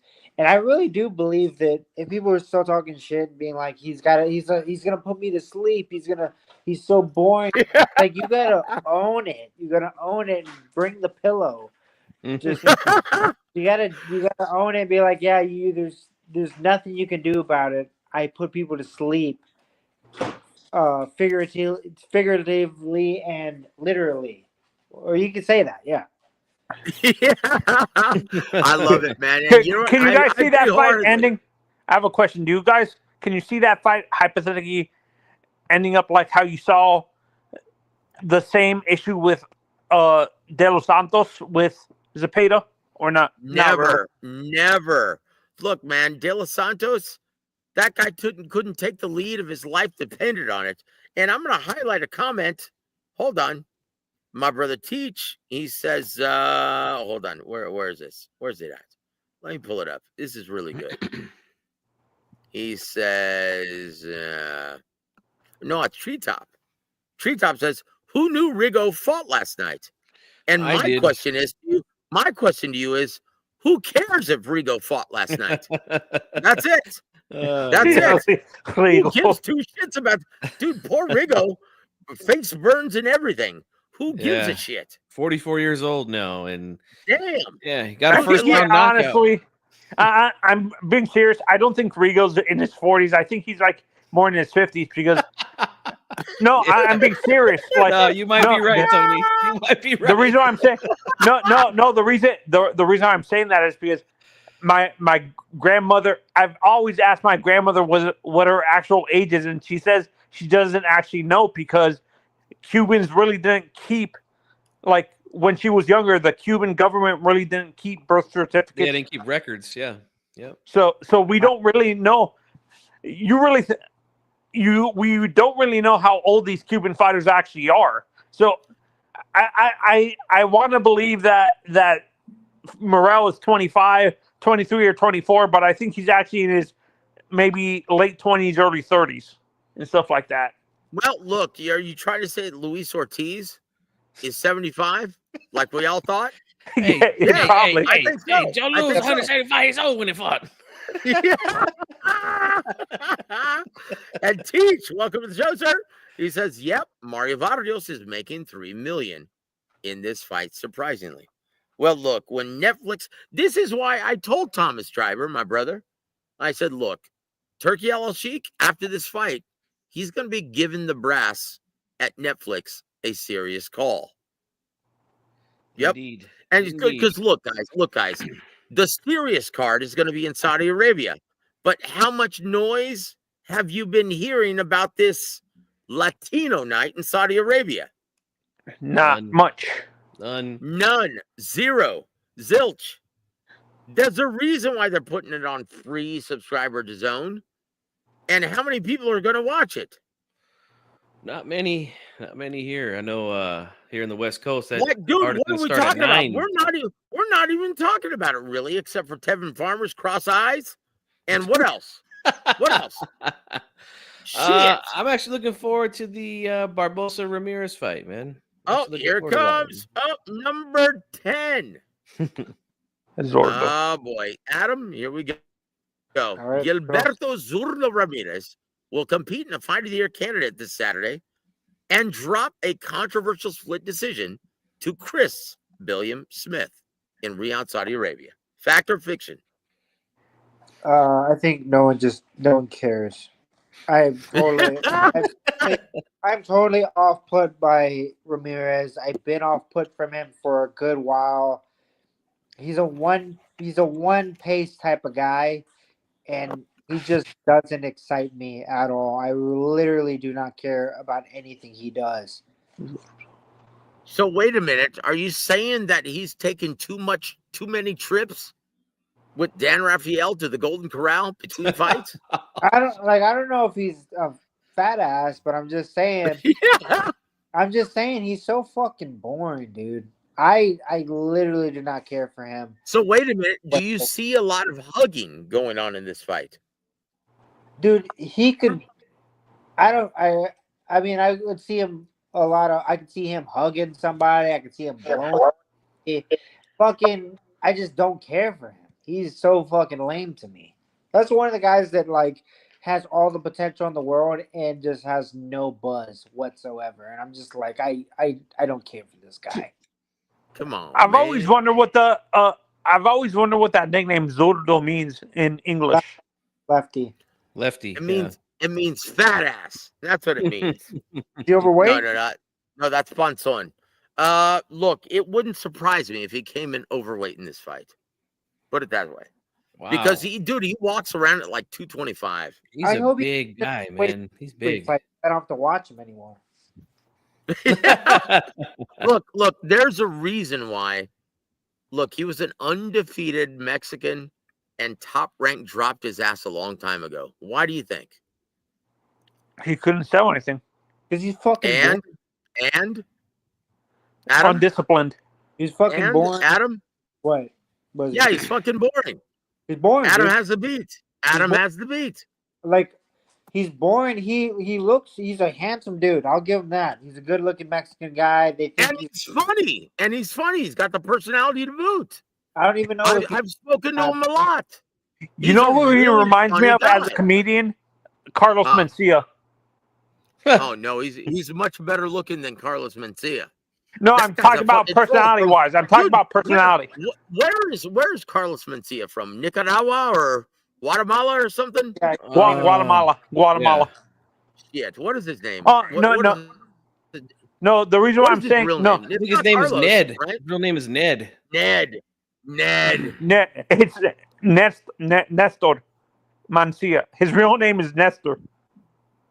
No, but what I was saying, personality wise, he reminds me a little of Carlos. That weird, like off, like I'm not saying looks wise. I'm saying personality. He reminds me a little of Carlos, kind of like that weird. You just proved my point, Tony.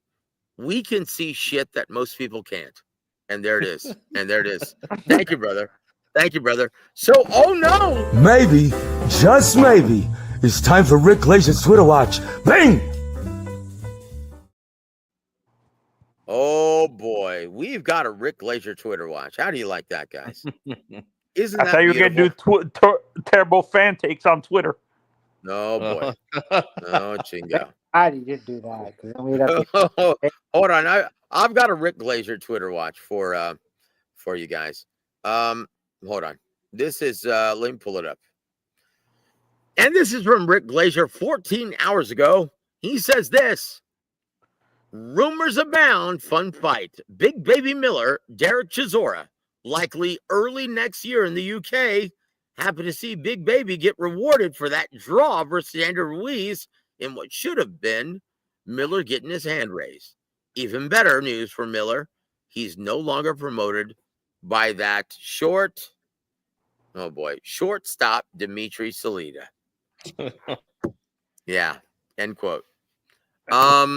Does Rick hate Salita? Look, Rick has only two speeds.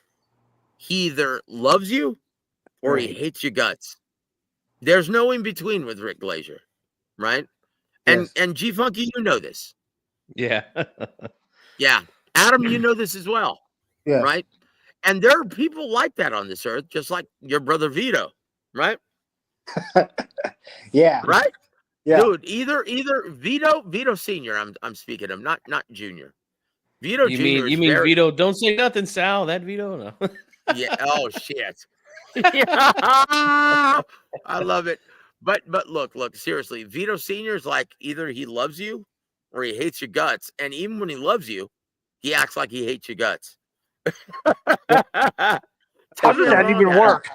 How does that even work? How do you hate someone? I don't know. Ask Adam. Yeah, it works in a weird way. But then like he'll rag on you so much that you're like, I can't believe this guy really hates me. But then he'll show you like a glimpse that he does care about you, and then he'll go back 5 minutes later telling you that he hates you. Yeah, there it is. That's a sign of affection, Adam. Yeah. So 17 hours ago, Rick Glazer also said this. Oy vey.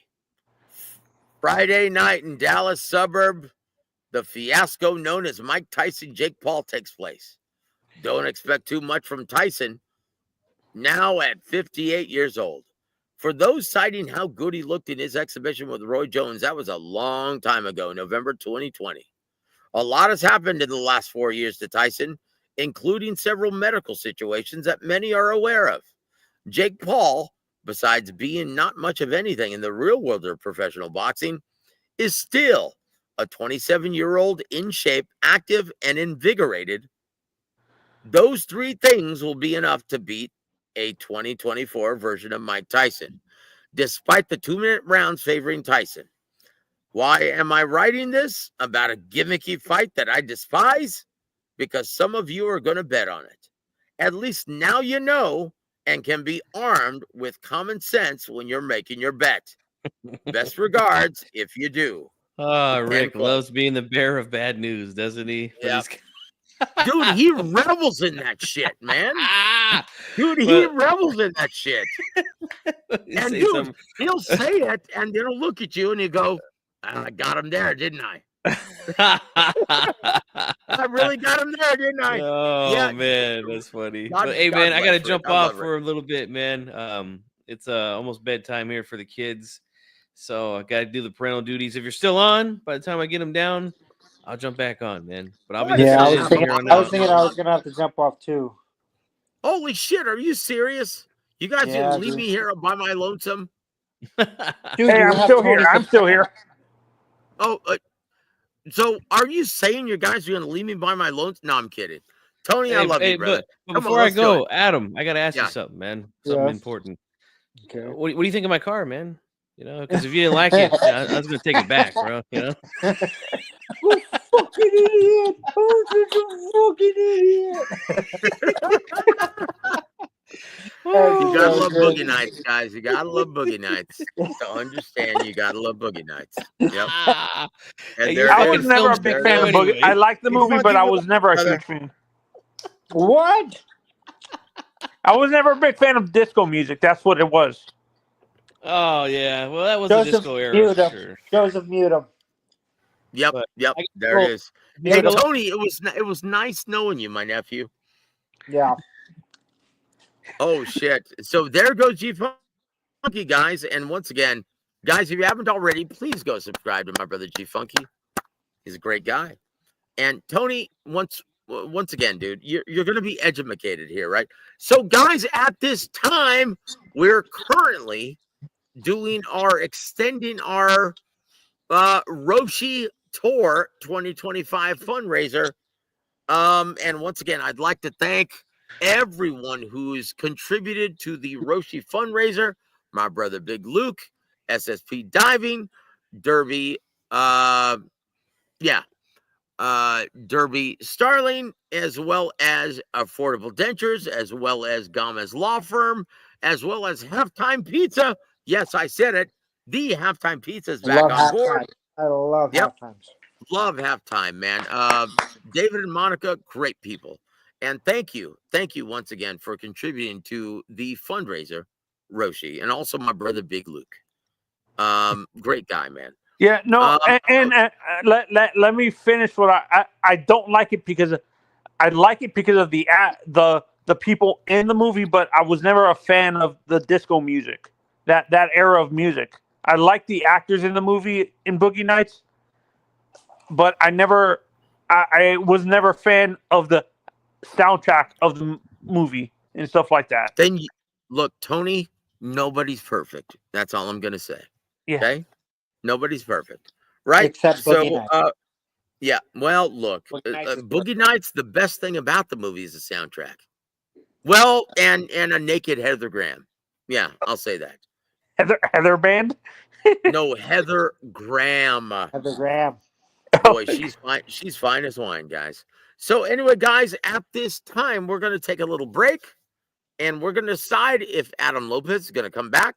But for the next 5-6 minutes, guys, we are going to present to you a song that really means a lot to me, and it showcases the depth and the splendor of Roshi, right? And so this is a song that my son, he used to be a school teacher in the Northeast Independent School District, right? And he was teaching music. And one morning, one of his students, she was crying. And he went up and consoled her. And he said, "What's wrong?" And her response was, "My mom just told me that she's getting a divorce from my stepdad, and she said, I can't love him anymore.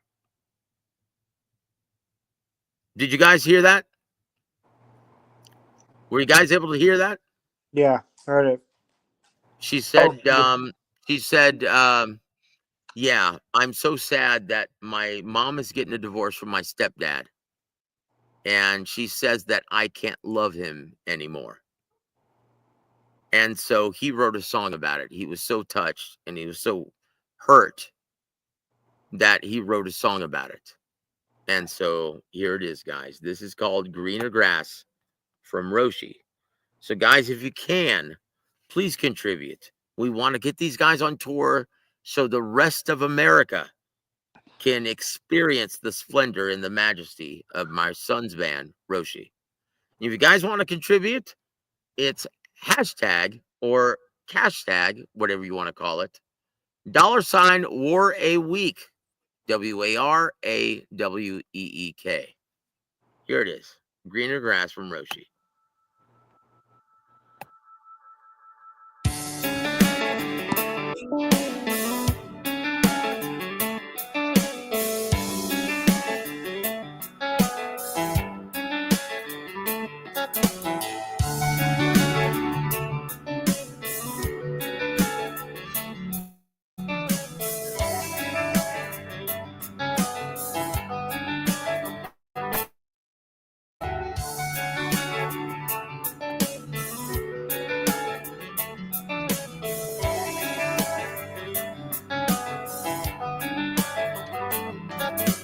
They understand. Maybe things were different from the way they were, but they don't understand how you could just give up on the promise on your left hand. And now, in absent empathy, you say they can't love him anymore.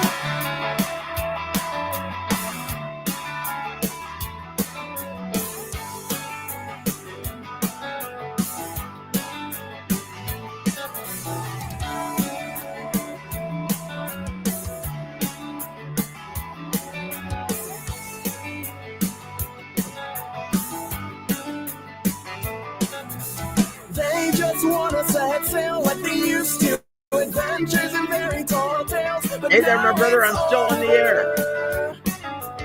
No, it's all right. Just call me in the morning. They just want to take risks and feel safe. Even if they fall, they'll say, well, you're okay.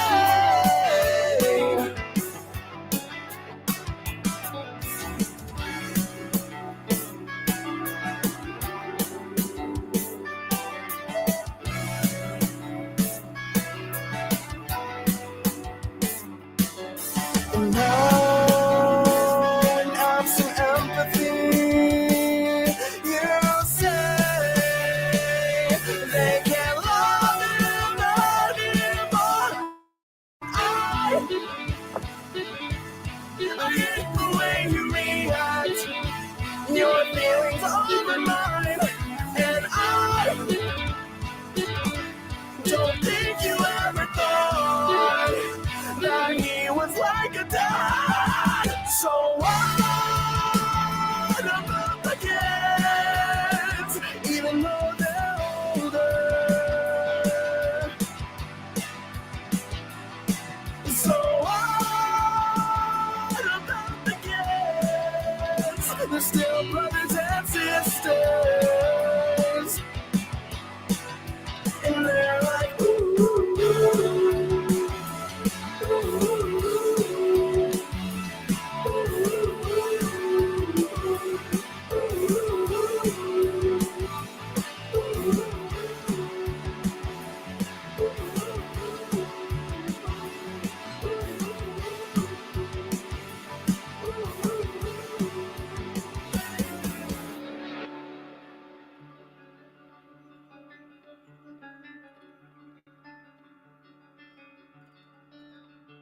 while the wounds begin to scar, probably think they're okay, but you broke them into shards, 'cause the grass was always greener back when laughter filled the trees. Now they're filled with trauma, being thrown out on the pavement with their skinned and bleeding knees. While the wounds begin to scar, you probably think they're okay, but you broke them into shards, 'cause the grass was always greener back when laughter filled the trees. Now they're filled with trauma, being thrown out on the pavement with their skinned and bleeding knees. While the wounds begin to scar, I'm glad you think they're okay, but you broke them into shards, 'cause the grass was always greener back when laughter filled the trees. Now they're filled with trauma, being thrown out on the pavement with their skinned and bleeding knees. While the wounds begin to scar, I'm glad you think they're okay, but you broke them into shards, 'cause the grass was always greener back when laughter filled the trees. Now they're filled with trauma, being thrown out on the pavement with their skinned and bleeding knees. The grass was always greener. Oh, the grass was always greener. Oh, the grass was always greener. Oh, the grass was always greener.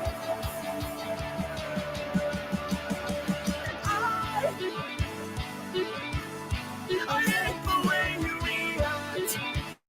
Your feelings are mine, and I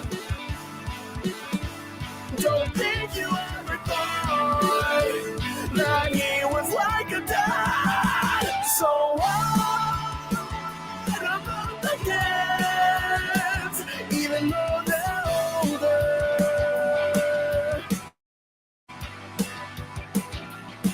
So what about the kids? They're still brothers and sisters, and they're like,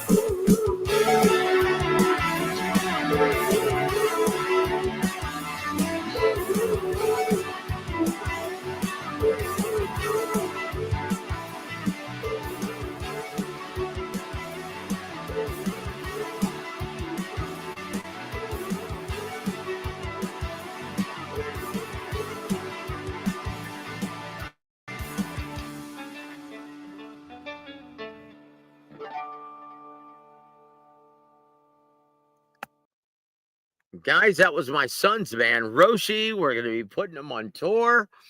Thanks to everyone who's contributed to the fundraiser. We're almost at our goal, but we're not quite there yet. So if anyone wants to contribute, please be generous and be kind. We want you to be a part of this because, once again, that song, in my mind, is my son's very best, and he wrote that song all by himself, and that was all because of that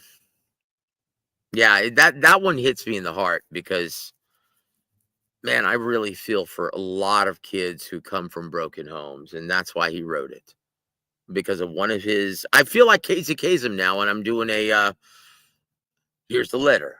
Here's the letter to Casey, right? Because one of his students reached out to him, and she was crying, and she said, well, my mom said I can't love my dad anymore because we're getting a divorce. And it really hit him hard, and that's why he wrote that song, Greener Grass. Guys, anyway, yeah, my son's band, Roshi, we want to bring and introduce Roshi to the rest of America and to fill them in on what South Texas already knows to be one of the best bands in America at this time. So, guys, if you can, please contribute to War a Week on Cash App, $, WARAWEEK, War a Week. So, guys, God bless you guys. Oh, you know what? That is so cool, SSP. Thank you, brother. And you know what? Look, thank you for saying that, my friend. That really means a lot to me. And you know what? Honestly, I would not be doing this if I didn't truly believe in the talent and the songwriting. The songs are powerful, man. Not just the music, but the lyrics as well. They really hit home. And it's it's my son's band, Roshi. Roshii. Like Dragon Ball Z. Right? And you can find them on YouTube, Spotify, Pandora, everywhere that plays music. iHeart Music, Roshi, Roshii, from San Antonio, Texas. So, guys, help us get them on tour. Thank you. Thank you for listening to that, and thank you for contributing.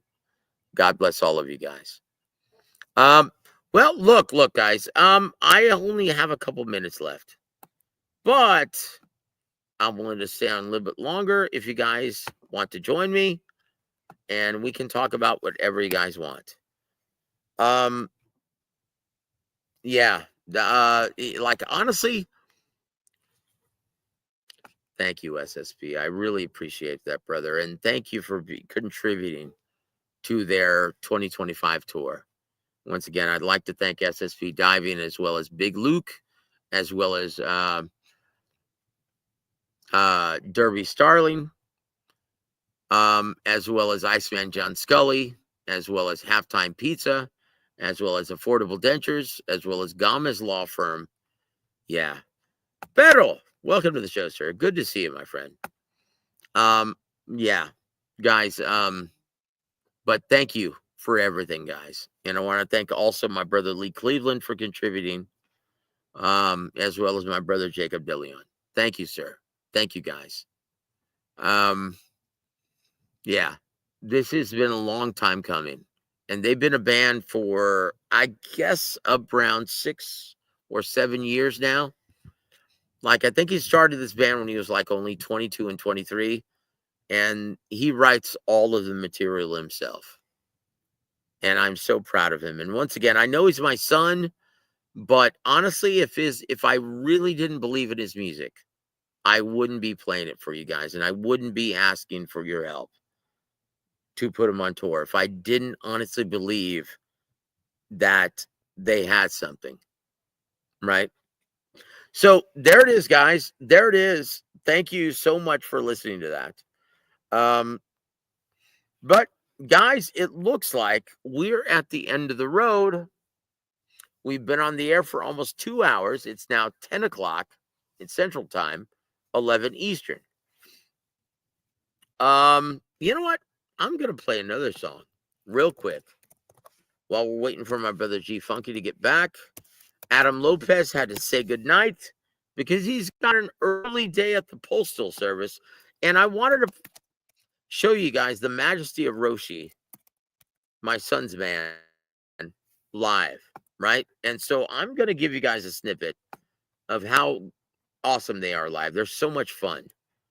And once again, it just shows the majesty of Roshi live. So let me play this real quick. And I'm going to take a little break. It's about 5 or 6 minutes, right? And then we'll get back to boxing. I'm going to stay on for another hour, right? But in the interim, let me share this with you guys. This is really cool. This is captured at the Starlighter in San Antonio, Texas. I'm going to play this for you guys. This is really cool.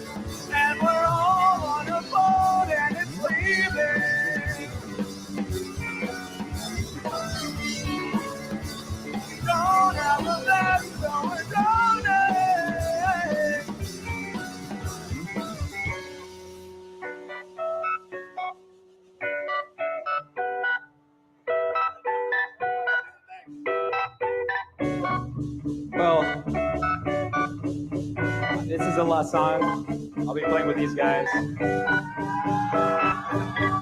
lyrics are really easy and pretty relevant to me. It goes,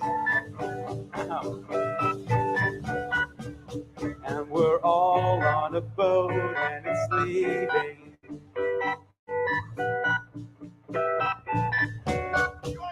But we don't have a vest, so we're drowning.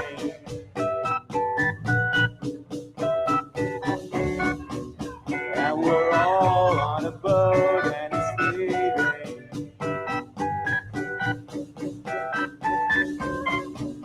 But we don't have a vest, so we're drowning. If you want to jump around, come to the front. And we're all on a boat and it's leaving.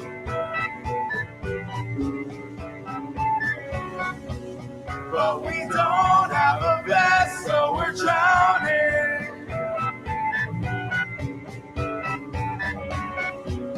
And we're all on a boat and it's leaving. But we don't have a vest, so we're drowning. Get the fuck off!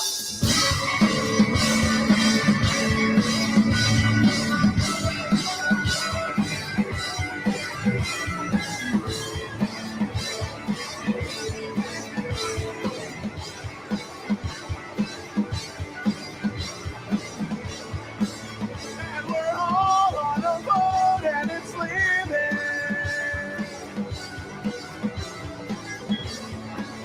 But we don't have a vest, so we're drowning. And we're all on a boat and it's leaving. But we don't have a vest, so we're drowning.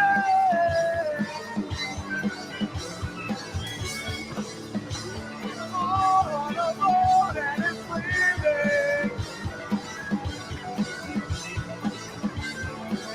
But we don't have a vest, so we're drowning.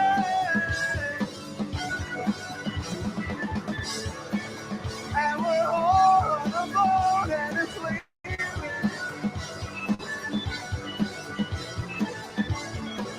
But we don't have a vest, so we're drowning.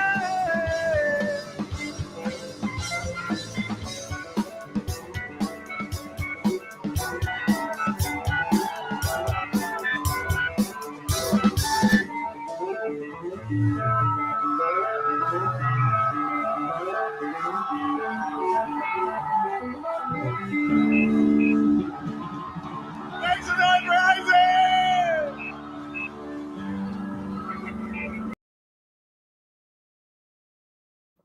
So, guys, that's a taste of my son's band, Roshi, live. And we want everyone to see how much fun they are live. Not only do they have the chops and the songwriting, but they're a lot of fun live. They're just a fun band. And once again, I'm so proud of my son. And SSP, thank you, brother. God bless you, my friend. And thank you. If you could please send me an email and let me know what size you wear, because there is going to be a shirt going out this weekend just for you, brother. Thank you, my friend. Thank you for your generous contribution and your kindness. And if anyone else would like to contribute, you can contribute. The hashtag or the Cash App hashtag is on the ticker. It's $WA.W. God bless you guys. Yeah, dude, everything sounded great. That was the Starlighter. And someone with the initials of JH ran sound that night, who's not related to my son. yeah. I ran sound for them that night, brother. We were recording, so you know, G Funky, you know, brother. And JD Spades, welcome to the show, and thank you for hanging with us, my friend. And yeah, it's my son. He loved anime, which pretty much meant I loved anime too when I was raising him. and he loved Dragon Ball Z. So, and he loved it. He loved anime so much that he learned Japanese in a year, because he sings the the Japanese anime con, right, that they have every year in Texas. He plays with Roshi, and he plays all the anime songs, and he sings Japanese. It's crazy. My son's amazing.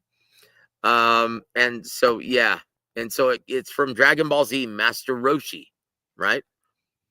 And Pero, thank you, brother. I appreciate you being there, man. And yeah, he's usually a telly guy, but on that song, because he loves the tone, he's got a meticulous ear, and so he's playing a vintage Fender Mustang in coral green. How do you like that?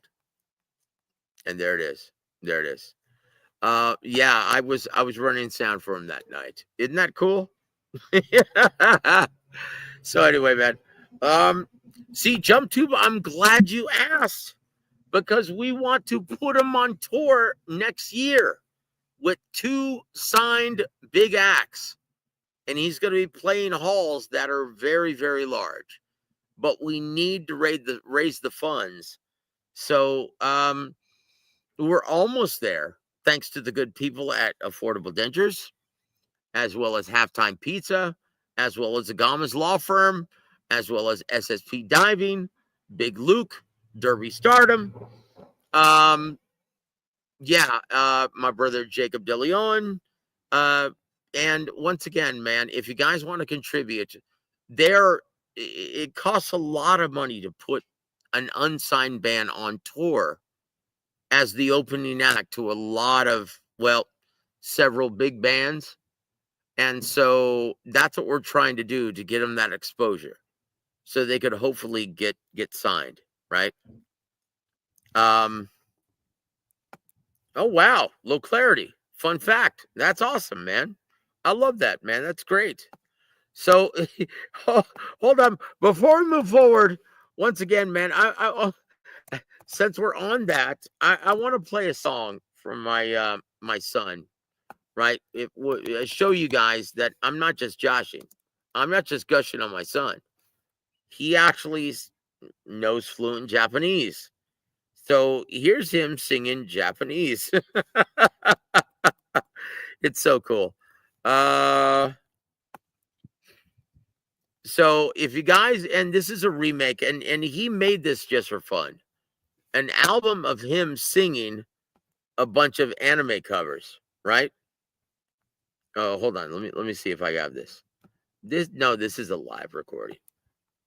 This is the Starlighter, and he's playing a bunch of anime covers.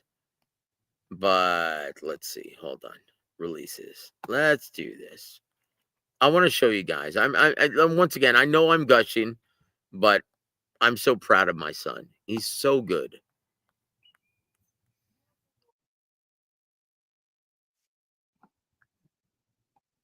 And I want to hear you guys. I want you guys to hear him.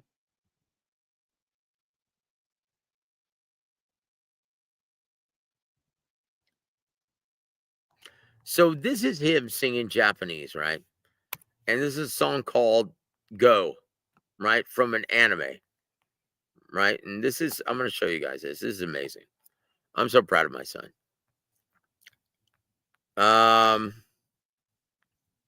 Here it is. This is once again the final song I'm going to play from my son's band, Roshi. So guys, if you want to be a part of the tour and you want to be a part of musical history, in my opinion, please contribute. It is greatly appreciated. And once again, we'll give you guys, before it's released, some of his early tracks, as well as merchandise, t-shirts, banners, stuff like that from my son's band, Roshi. So here it is, guys. This is an anime song with my son singing Japanese. And he just decided to learn it one year, and he's fluent now. Yeah, I hit the jackpot with this kid. He's amazing.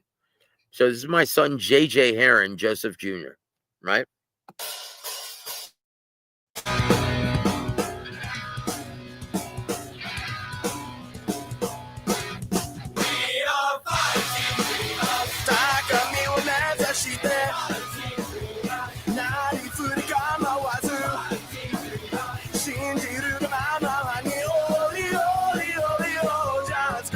So that wasn't the song I wanted to play.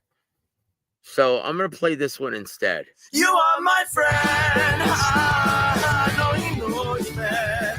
If I demo, nada was you that then I may show. You are my dream. So that wasn't the one either.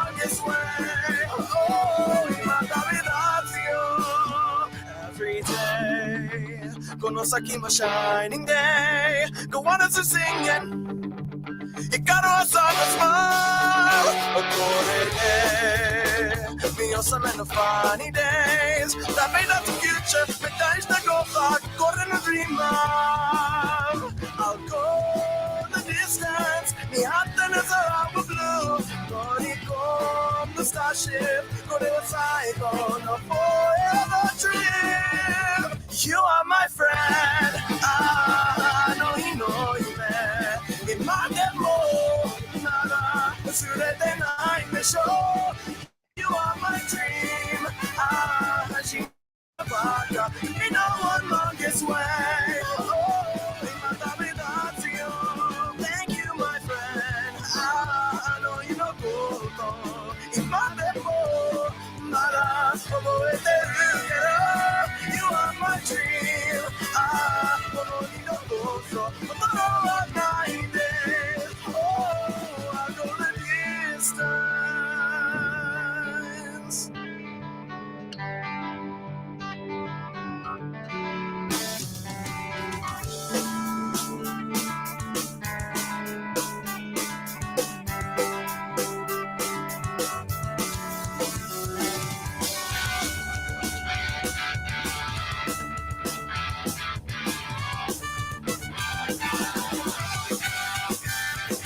Kush kurenai kurai no Oki no so sweet death no me komare kone Kore saigo no trip Maketu tsuge no ge Kore kara jimate why one dream You are my friend I know you know you there Imate mo Nada Usurete nai me show You are my dream Jimata baka You know one longest way Oh, Imata Nadatio Thank you my friend I know you know go Imate mo Nada Oboeteru kara You are my dream I'm a money no gozo Madonna night days No, Loki that she does You say I should not play the hard So I'll go the distance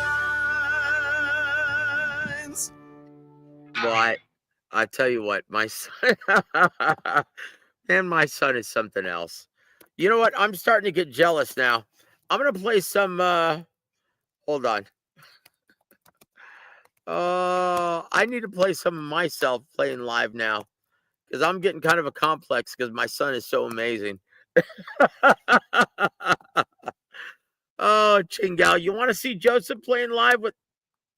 Okay, here am I.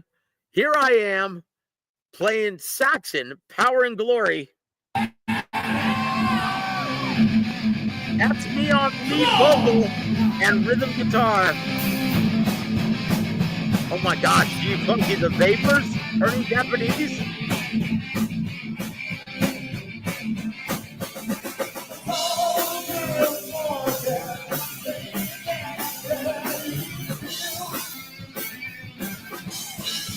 Okay, that doesn't sound very good. That doesn't sound nearly as good as Going the Distance by Roshi. So anyway, man, yeah, my son's amazing, man. Boy, he is one heck of a kid, and I'm so proud of him. And this is why I'm working really hard to not only produce the videos that he's making, running sound for him, helping him produce this new album, but yeah, we're also trying to generate funds to get him on tour in 2025. So with 2 opening acts, and once again, we're not going to announce the names until we actually get the deal done. But it's 2 signed acts, and it's bands in his genre. And yeah, I have a feeling he's going to blow their asses off stage. So thank you for your help, guys. And once again, SSP, please send me that email and what shirt size you have, because I'm going to send out a shirt to you this weekend, brother. Thank you, my friend, for being supporting my son's band, Roshi. Once again, it's Roshi, Roshii SATX, San Antonio, Texas. Guys are on Spotify, Pandora, iHeartRadio, obviously YouTube. And you know what? Hell, screw it. Let's do one more from Roshi, okay? Let's do one more from Roshi. And this is personally my favorite song that they've ever done, okay? This is a song called Alley Cat. And he wrote this song because he had just gotten married. And I had just paid for their honeymoon. And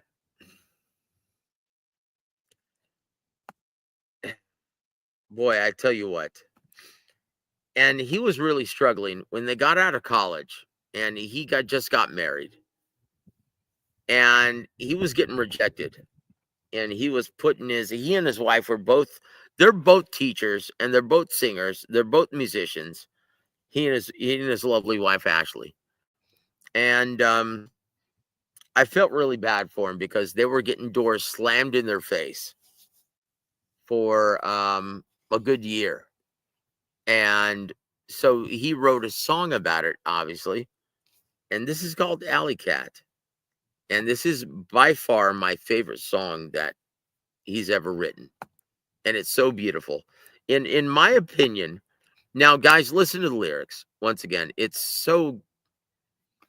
And it really, really talks about his struggle as a young adult, trying to make a name for himself in this brutal, ass-beating world. And Danny Drew, welcome to the show, sir. Konnichiwa. Good to see you, my friend. And this is the last song I'm going to play. For sure, the last song I'm going to play by Roshi. I can't help it, guys. I'm so proud of my son. And he's worked so hard. And, you know, friends of mine, they come up to me and they say, well, yeah, I can see where he got it, right? And I say, no, look, I can't practice for him. I can't play the instruments for him. This is all him. He did this himself. He accomplished all of this by himself. I'm there to help him, but no one can do this but him. And this is what he's done. So I'm going to play this song. This is called Alley Cat from his first album, Roshi.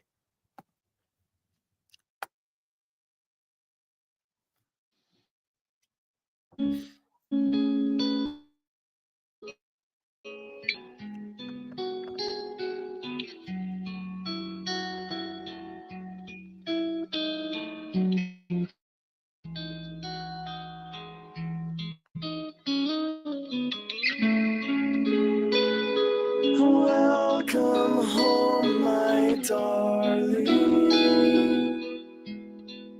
I know it's hard. It's just one of those days. Just keep our hopes on tomorrow. I know it's cliche, but it's what we've got. Sleep, baby, sleep. Forget what they say.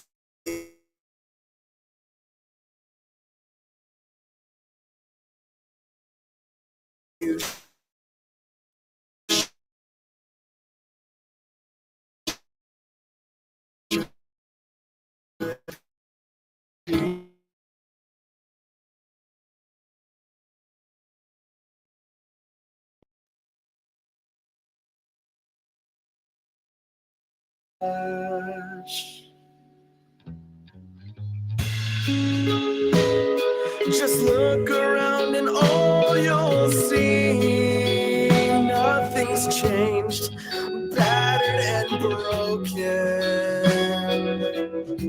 Just look at me.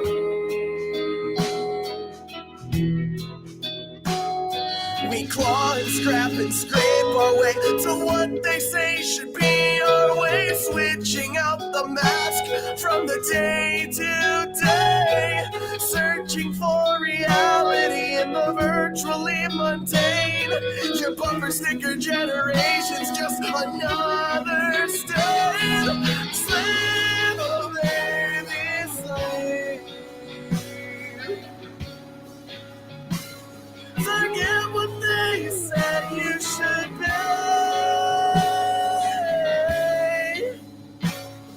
Let's go and dream about tomorrow. Restoring new and refresh.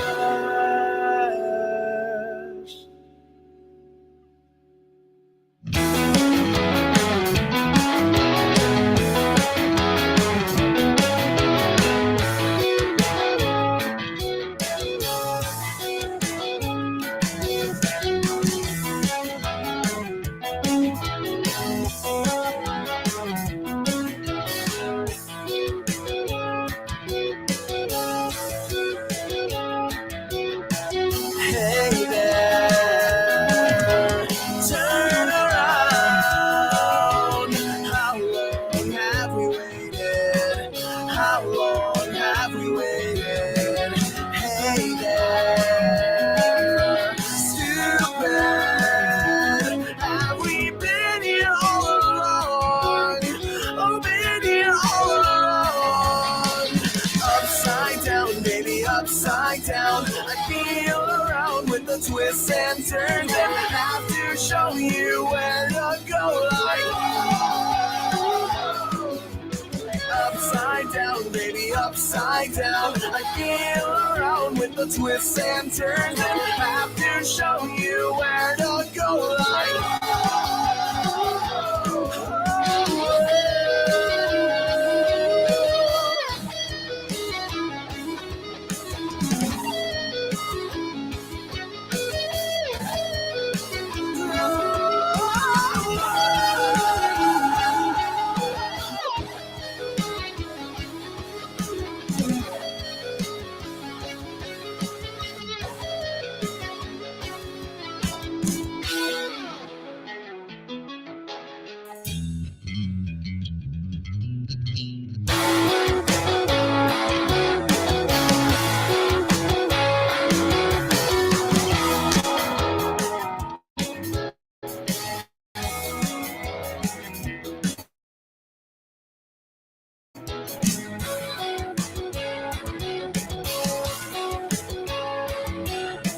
hey there, turn around.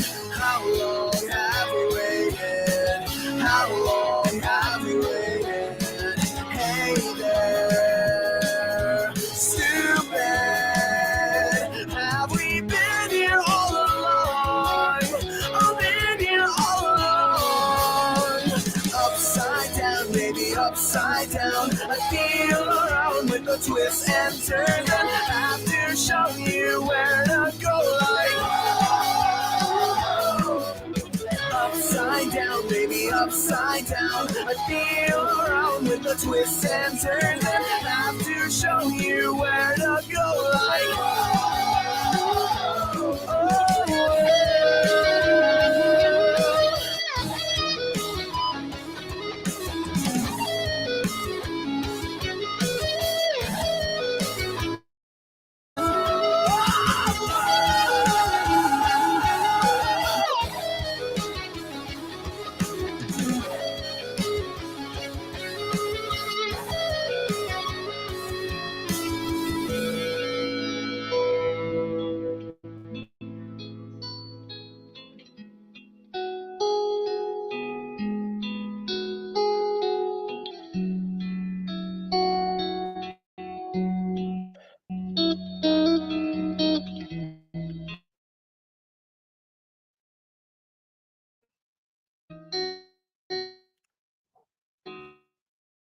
Oh, that's my Van Roshi.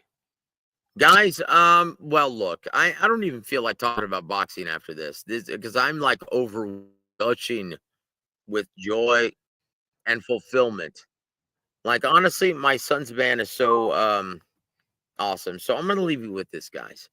This was the very first time that we ever played a song together live, right? And it was at a shithole called I don't even remember what it was called. I think it was called Papa Woody's on the South San Antonio. And it was a song that I wrote about his mother. And he didn't know it. And it's a song called Far and Away. It's kind of a play on words where it was, I wrote this song while he was asleep. And I was doing his laundry when he was a kid. And yeah, I wrote it about his mother as well as his first love. It's called Far Away. This was at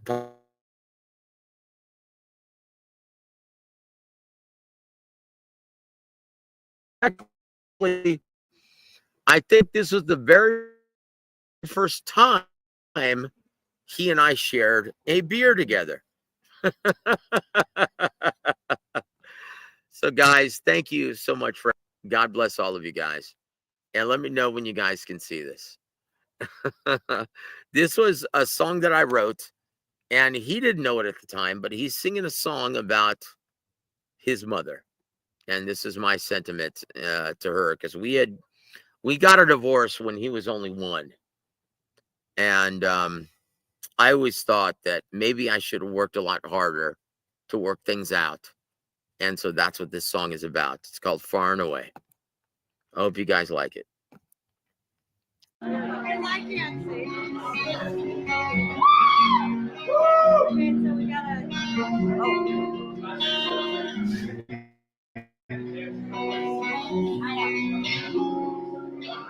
Oh, I couldn't see what was happening.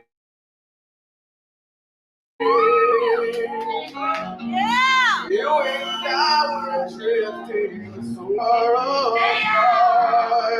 Sometimes I wonder where you are and how you've been. Someday I'm hoping you'll return to me.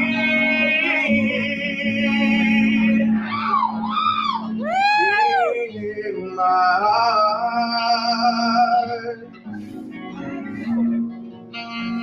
In my heart.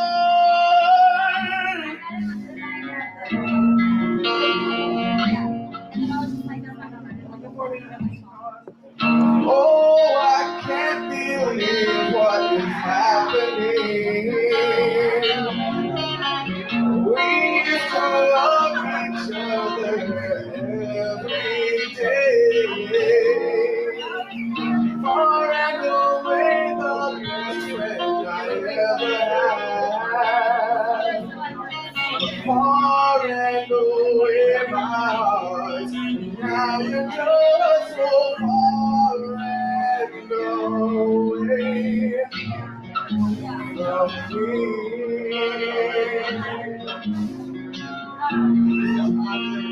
Far and away.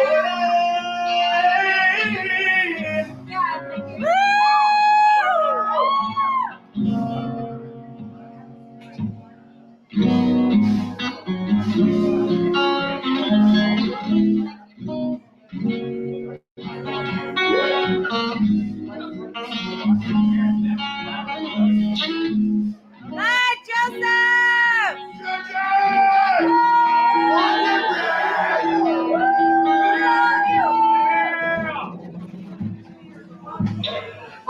Sometimes I sit and wonder what might have been. Oh, that's life. That's the way it is. Give us a chance. Give us one more chance to see. I'm so lonely without you next to me.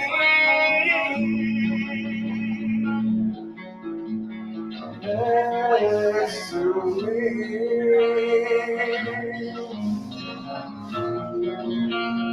Far and away.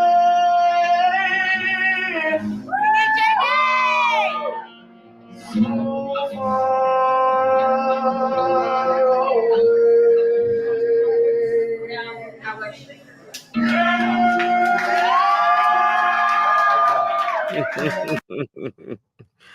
Oh, Chingao. Anyway, guys, I'm so proud of my son. He's such an amazing kid. And guys, I really hope that you can be a part of this. Thank you for supporting my son. Thank you for supporting War Week Boxing. And once again, if you guys want to contribute to his tour, Roshi 2025, the Cash App address is on the ticker. $War-A-Week. God bless all of you guys. I've had so much fun this evening. Yeah, G Funky, it's in the works. We're coming out with our first album next year in the spring. We've been recording a lot lately, and it's going to be 8 songs on the Herron album. It's going to be titled Herron, from me and my son.